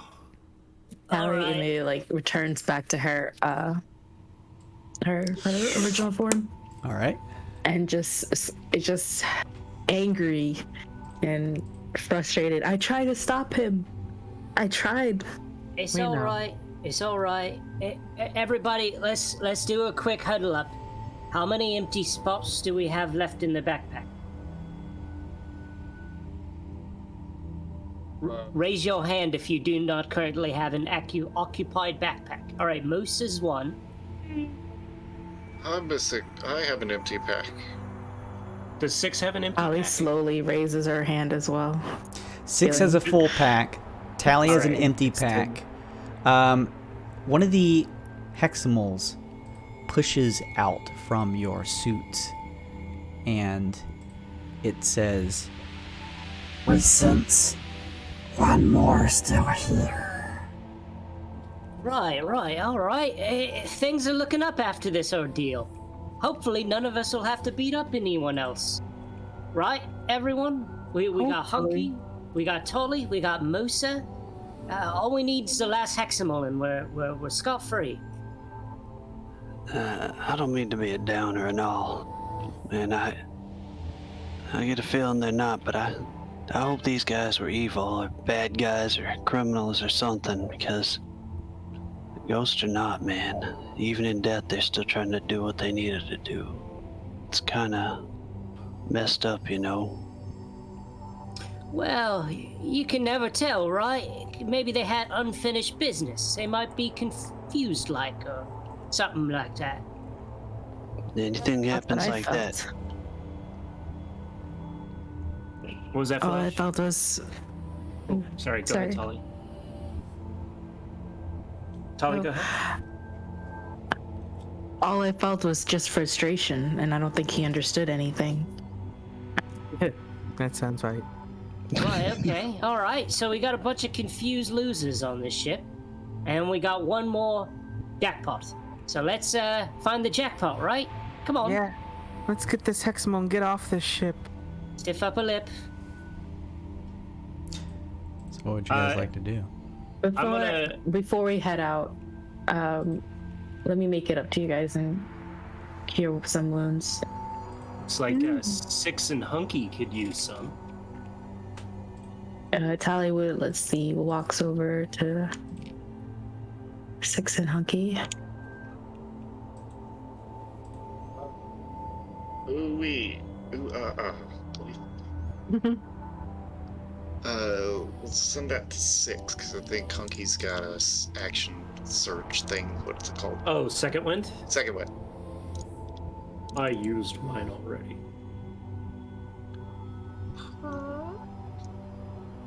Second one. Well, I am useless. Oh no. Hey, 7's greater than 0, man. That's Not true. bad. You're right. Thank you. Oh, Hold on, this seemed to have found its way into the old trousers. Why don't you take a sip? Domo hands you a weird potion. I wish you'd have phrased that differently, he says as he bottoms it up. Yeah, it's a hit dice. It's a hit dice, I think, actually plus something. Let me double check. It's like a basic potion of healing, yeah. Oh, okay, no, it's 2d4 plus 2 then. Oh. Yeah. Actually, hang on, let me just double check. The I feel like it may be more. the thing says, I'll post it. Just says a potion appears on your person. Equal to one of your hit. Hit dice plus your proficiency mod. Yeah. Okay, so it's even better than we thought. Yeah. Do we need to take a quick rest? I gotta. No, we a little can't. Yeah. Sitting around sounds bad ideas. We Right, can't right. we can't short rest here. Can I try to do some Yeah, we can. mitigation? Right. What, Kevin? Can I try to do a mitigation on my suit for the pressure? Sure, some of your suits are pretty tight. Can't really get much. Oh, work, yes. so- Domo Would I roll for immediately that? scurries to the other end of the room before they start messing with their suits. You're gonna go. You can just either roll D6 Yeah, tally, or you can go over to the collection, and down at the bottom there's a weird mitigation. Oh, there you go. So both of you pass. So just roll D3, and that's gonna lower your weird pressure. So your 10, Musa, goes down to 8. You can feel a little bit of give. Mine. Serious? Oh no. Serious. You feel your suit Oh my goodness. depressurize a little bit, but it's still pretty uncomfortable. Luck went away. So, question, Jason. You said there's slowly we're losing like oxygen, or it's just really poor quality here, correct? Oxygen levels are really low here. So I mentioned either last one or the one before that, I know you're out. You are each allowed to take a rest, but from your checks you get the sense that because of the low oxygen levels you may have to make a save or suffer some form of exhaustion. What if we're in a magical area? Like what kind? That would prevent that. Layman's tiny hut. Is that like an extra dimensional space? 9 creatures medium size. It is not.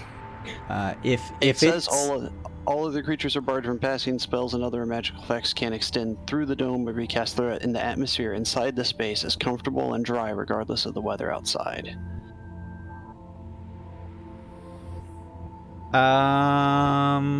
High or low D20, call it. If you call it, I'll say that it's safe. We'll go with low.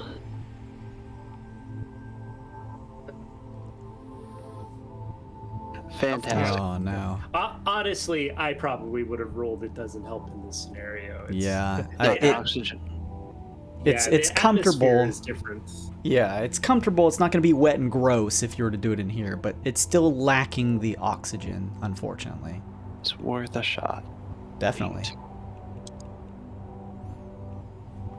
So. All right, let's get the fuck out of this room that is now flooded with brackish shit water. You can hear the slopping sound as you all step back over to transport back. Y'all teleport back. Domo kind of monkey. Oh, let's go to the meditation room. It'll be fucking relaxing. Wasn't, bro. It'll be a regular holiday for everyone involved. It was awful. That's why, by process of elimination, we should go to the barracks next. I mean, it can't be much worse, right? Can I make a quick, like, I don't know, judgment check? Do I think I came from the barracks? Yes, you came from the barracks. I came from the barracks. There was not much to see. Do I know where I came from, Jason? You came from the Tinker Room. You guys saw what you saw, but you didn't make checks. So just take that information for what you will. It was tiny cramped, and I didn't like it. Was the Tinkering Room any bigger? It's just it's kind of a mess now. I don't know what happened, but it had like a couple machines in it. It had some papers, some scrolls, but I wasn't really looking for any heximals at the time. Papers? We need a password. People write papers on people write the way that sentence is supposed to go. Wait a second. Didn't all this weirdness start when you brought a little fucking winged rat in here, Vice? The citizen. How is the? Give me. Let me look at this thing. You were all distracted. Maybe you like put it at your belt or something, Vice, but it's still screeching. I'm gonna make a fucking investigation check on this with advantage. Poor thing. Give me 2 seconds to look over 2 character sheets. Okay, use your card. We're at the end of the session. 24 on investigation. What is this thing, and what's going on with it? This is some form of engineered construct bat. Seems like maybe some type of pseudo-familiar. And it is in very bad shape. And it appears to be, from your investigation check, with that high of a check, you can almost see, despite its dilapidated and broken down nature, it is no longer flapping its wings. Instead, you can tell from the way it's shifting and moving with your investigation check that it is attempting to try and reach out at the nearby transfer glass panel and try and interact with it in some fashion. It thinks it's people. Do you think maybe can we see where it goes? Maybe he's trying to lead us somewhere. I mean, we have no other leads. It can't hurt. I hope. Maybe. Let it go, Vice. Let's see what happens. Isn't it? Can it still fly, or is its one wing is gone? It's got like a bad wing, so it doesn't look capable of flight in its current state. Can I kind of like hold it, like let it surf on my hand and kind of like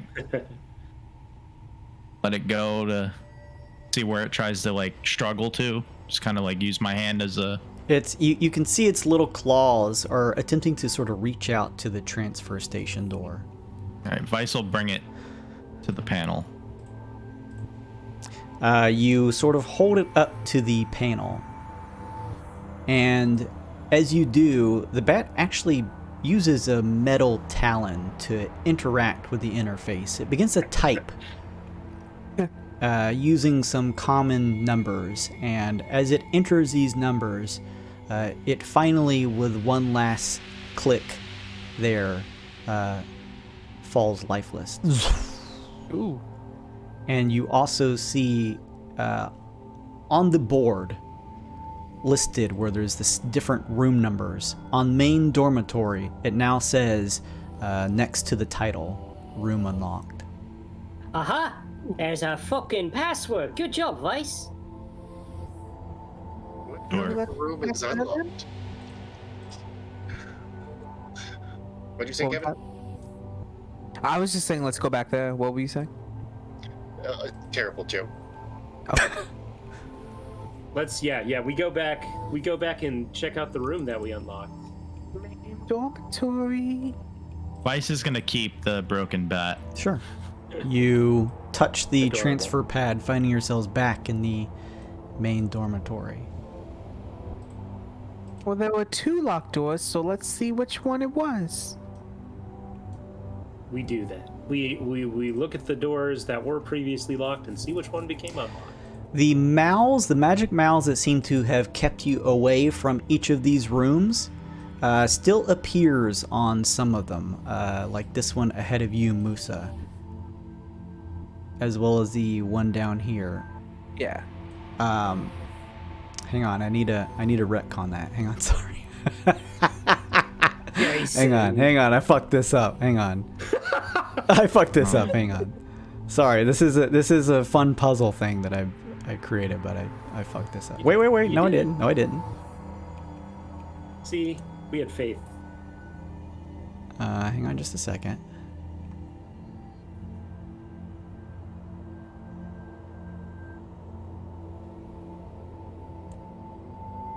Okay, yes, I did fuck up. I'm sorry. That's my fault. Instead of the main dormitory unlocking, there is a shifting in the lettering here on the panels, and room 3 becomes the alchemy room. Oh no! Able to be accessed now. Huh. Alright. Alchemy room then, everyone? I guess we'll check that place. We do that. Touching the pad, you teleport with a flash of almost purplish light into a new room, sort of a little bit down and to the right of where you previously were. Right, spooky in here. Here in this space, peering around, you see a mixture of dirty tubes and flasks. Dead plants are sprawled on several steel tables underneath flickering, low-lit green lights above. At the far end of the room is a writing desk covered in musty tomes and old alchemy supplies. An uneven chair sits in the middle of the room. A pile of broken alcohol bottles litter the floor nearby it. That's what you see. I can investigate the desk unless anybody else wants to jump in and do it. I don't want to take all the roles. I can do an investigation.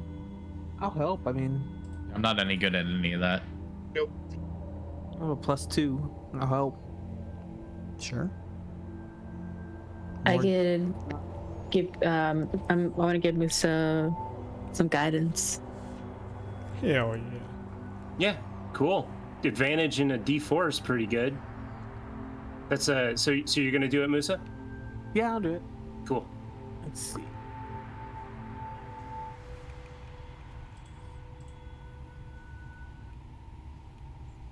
Oh.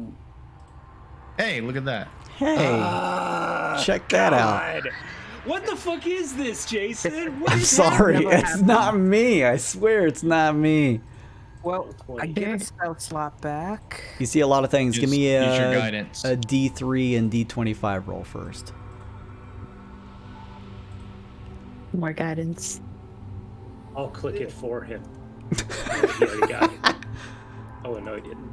4. You go to 26. 9 word pressure. Ugh. Yeah. 6 on a D25 roll. All right. Everyone watches as Musa's body begins to shift, change. Your body and all of your gear, Musa, take on a glassy appearance for the next hour. During this time, ranged attacks that target you bounce off and target another random creature within 30 feet of you instead. That's awesome. Whoa. Look, she's like a little porcelain doll. Look here. Also, at the exact same time as that happens, like sparks just kind of fly out of my head as prestidigitation just goes off.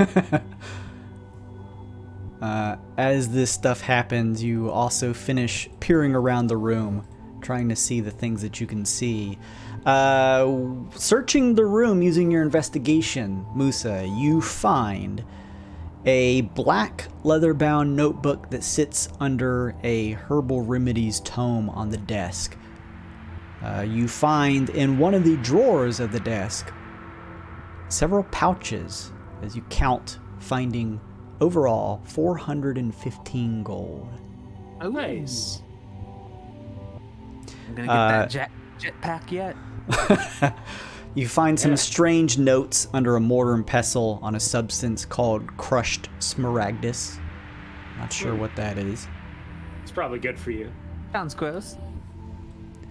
Kind of digging through some of the dead plants and stuff, you find both a pouch of what looks like some type of dust that you're unsure if you should really try and mess with, as well as a interesting looking kind of jug, perhaps used in some alchemical purposes. You can make checks to try and identify those if you'd like. Otherwise, those are the things you see. Harper snatches the bag of stuff out of your hands. Arcana checks. It looks delicious. He tries it. Oh no, Harper! What? Oh, Harper. This place is so droll. There's dead people everywhere. He's just snorting up black tar heroin directly into his nose. Please make a Constitution saving throw. Oh no. Use your card. Bam, 11. Ooh. As it hits your throat, you feel your throat begin to swell. You become unable to breathe, and also at the same time begin to sneeze uncontrollably. Oh, no. You are incapacitated and feel yourself beginning to suffocate. Oh my god! Harper, what the bloody hell? What are you doing? What's wrong with him? Wasn't fun. Okay. Fuck. Who's good at medicine? Stand aside. Big old goose egg. Got I it. got a +6 on that. Oh, okay, you got it. Yeah. I'd Yeah. like to aid her. Sure. Gives you Nice. advantage on the roll, Tally. Oh no. Oh, You can roll yeah. one more time if you'd like. No. Yeah, no. do it. No, maybe don't. Jesus. I think a 20 is pretty good. Do you have to take advantage or no? Yeah, I mean, Okay, you don't have we're to. good. We're good. Natural 20 is pretty good. Tally, Yes, unnatural, sorry. You are able to discern that whatever Harper consumed is more than likely from a pouch of dust and dust of sneezing and choking. Oh no. You sort of like put some pressure on Harper's chest and sort of like pull him up, knowing through your medicine check to try and help keep him upright, keep his airways clear. And since we're out of combat, I'm not going to make you do the checks. You're able to eventually, trying to clear your airways along with Tally helping out Harper, gain your breath back. Ooh, that was fun. Goodness, are you okay? That was that was idiotic. What are you doing? I didn't feel high at all. Just really close to dying. Get your nose candy from a verified dealer. Don't just pick up any dust you find on the ground. But there are plants all over the place. So my dealer keeps this out. All right, the other thing was a jug, you said, Jason? Yeah, Some type of weird-looking jug that maybe looks similar to the other equipment here. All right, history I know check. how to find out. Oh, no, Harper knows how to find out. No, that's a comedy. Jokes. Hey. Don't He eats Stiffy. the jug. All right, history check. Sure. I taste like porcelain. Jesus fucking Christ. History check? Well, don't you see the label on the side there? That means something that gives you advantage. What? It's really hard to do those. I recognize stuff without seeing the result of the roll. I like that you have some RP stuff for it. There we go. All right. I read the tag on the side that says alchemy jug and realize it's an alchemy jug. The ceramic jug appears to hold what looks like a gallon of liquid that weighs about 12 or so pounds. You found an alchemy jug. A blue version. It's only got a setting for mayonnaise. Oh no! I give that to one of the other chaos gremlins in our group that could get better use from that. I had enough fun in the mainline campaign. Sure. With the alchemy jug.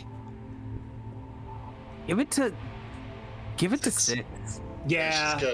It's a 6. Oh yeah, they can make synthetic mayonnaise with that. It tastes like Vaseline, but it's pretty good. Oh, It's for game. Bare hand eating it. I'll tell Amanda she has it. She probably turns it into beer and immediately starts consuming it. Yeah. She's already got one of those. The beer also tastes like Vaseline.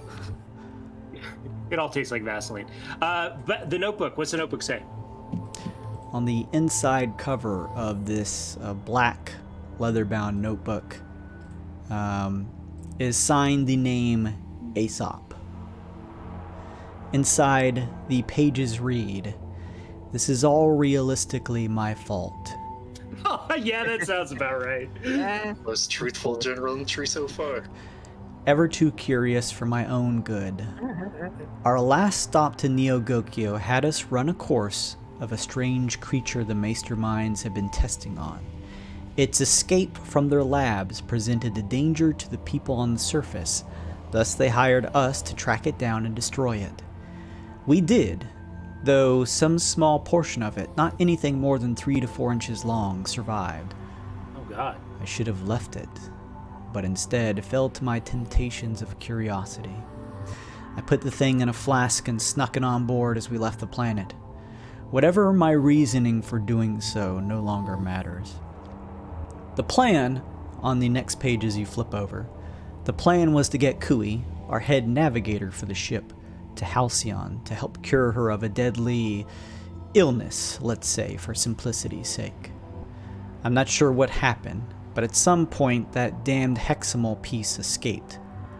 Must have consumed some of the swine within the gardens to give itself enough biomass to traverse the ship with relative stealth. While we slept, it absorbed our crystal communicator, the device that allows us to travel to and fro the ship. The only way, mind you. The ship was designed without any means to get inside or out otherwise. Realizing we had lost it, I admitted to the tycoons the error of my ways.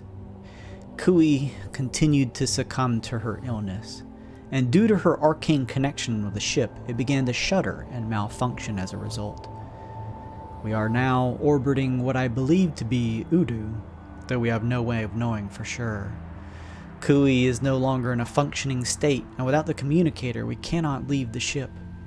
It appears as though it is stuck in some form of auxiliary state that only allows the most basic of functions, meaning we cannot even call outside for help. Soon we will eventually lose power to the garden. The crops and livestock will die. So too will we. A couple more pages in, I told the others to start keeping a journal with notes for themselves to help keep their minds off our current predicament. Truth is, it's simply a matter of posterity. Our fates are unavoidable. We are going to die here, one by one. I can handle such grim revelations. It is the others I fear for. They are tempered by such delusions as hope and tenacity. Yeah. I only wished I had never brought that thing on board. I have doomed us all. I have doomed my own daughter. The cycle is complete. I was never worth redemption. Though I had always understood this deep down, it is still such a bitter pill to swallow. If anything, I hope I am the last. I deserve it. That is where the entries stop. Aesop totally would have taken a sample of the Heximal back on the ship. That is 100% like an in-character thing you would have done. Domo, reads this with like a relative detachment of just thinking like this guy sounds like a complete idiot, but explains it to the rest of the group and mentions, hey, this journal mentions the garden where the thing originally grew big enough to absorb the thing that we're looking for. Maybe we should check the garden next. It's as good of a lead as any. That sounds spooky. Having heard the names now and it's been a little time, could I take one shot at just seeing if these guys seem at all familiar to me? Sure. Advantage. There you go. Don't you want to RP it, Kyle? I've seen things and things I know things. This might be one of those things that I know. It was, as it turns out. A dirty 20. Dirty 20.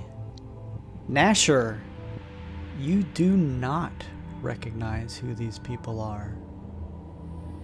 You have never heard of them before, despite being pretty well connected to many of the celebrities and perhaps those adventurers out there across the different worlds. You mean Nasher's not up to date on his blood therapy specialist? He doesn't have like a short list of them? This is up to you guys. I'm completely fine either way. We are at time. All of you have to agree to keep going further if you want, or we can wrap up here. It's a good place. We could explore one more room if everyone is down for that. Otherwise, we'll wrap. That's up to you. I think I need to go. Actually. Okay, that's Wrap fine. is good. That's fine. Yeah. So that's good. Everyone, you have successfully, with that check, found everything in the alchemy room. Good job, Musa.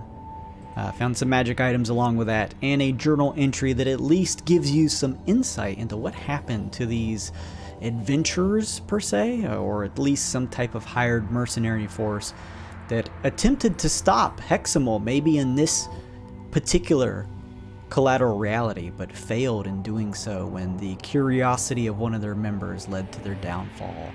Now you realize the whole incident here of the ship, how it crashed into Udu, and the true fates of how the people in Erie-Ide had perished.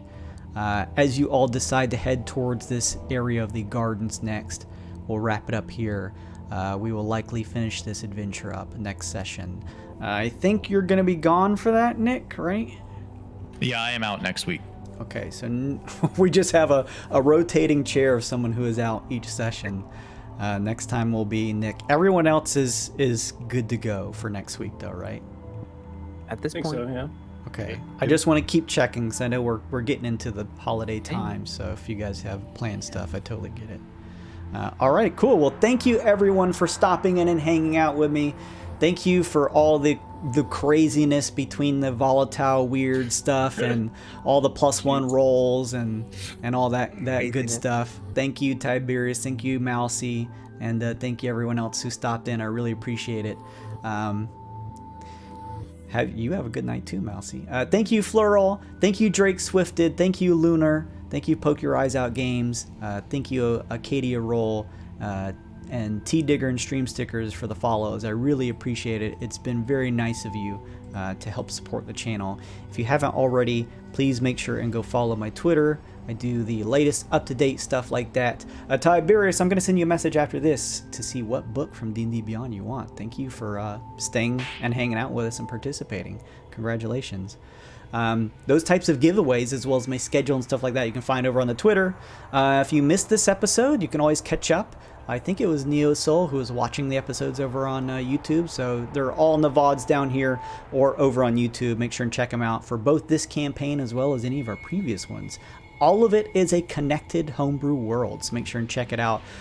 You can get insight into what happens between the campaigns by watching them all. So if any of you out there have that unrealistically large amount of free time, go check that content out.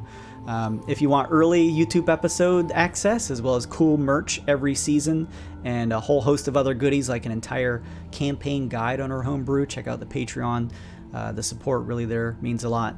I also have an Instagram. I have a TikTok too now that I just started because I apparently need to get with the cool kids and have one of those. Yeah. Come on, Boomer, get on I'm still figuring it out. I'm just so pissed I can't edit stuff from my desktop, but that's just the old millennial in me talking. So I don't have a link for that, but you can always go check out. I have all of my stuff stashed at link.bio/godmode or at godmode, so make sure and go check that out. Also, go check out the God Mode shop if you want some cool merch that's unaffiliated with a Patreon. You can just buy a cool t-shirt. I got face skaters, masks, leggings, tees, some neat stuff over there. Some cute little stickers of like owl bears and really cute art for some of the classic D&D monsters. So make sure and go check that out. But thank you everyone for sticking by and hanging out. If you enjoyed the content, please give it a follow. We got those cute little Hendai stream stickers too, so if you're a sub or you get access to those. It's late, we're headed out, thank you so much.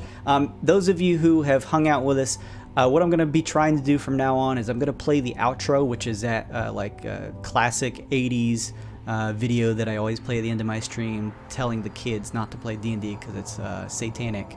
And as I do that, please stick around because that is when I'm going to find a really cool D&D stream that I would like to go and raid. So I'm gonna go ahead and do the outro here, but if you all stick around, I will as we are ending playing that video, we'll go raid someone else to help give them some support. So make sure to go check them out. I've been kind of filling out the list of those that I like, checking them out on Twitch here. So go support them, give them some love whoever I send their way, and thank you so much. We're gonna be back next week, same time, same place. Check out my schedule for more. Good night, everybody. Good night.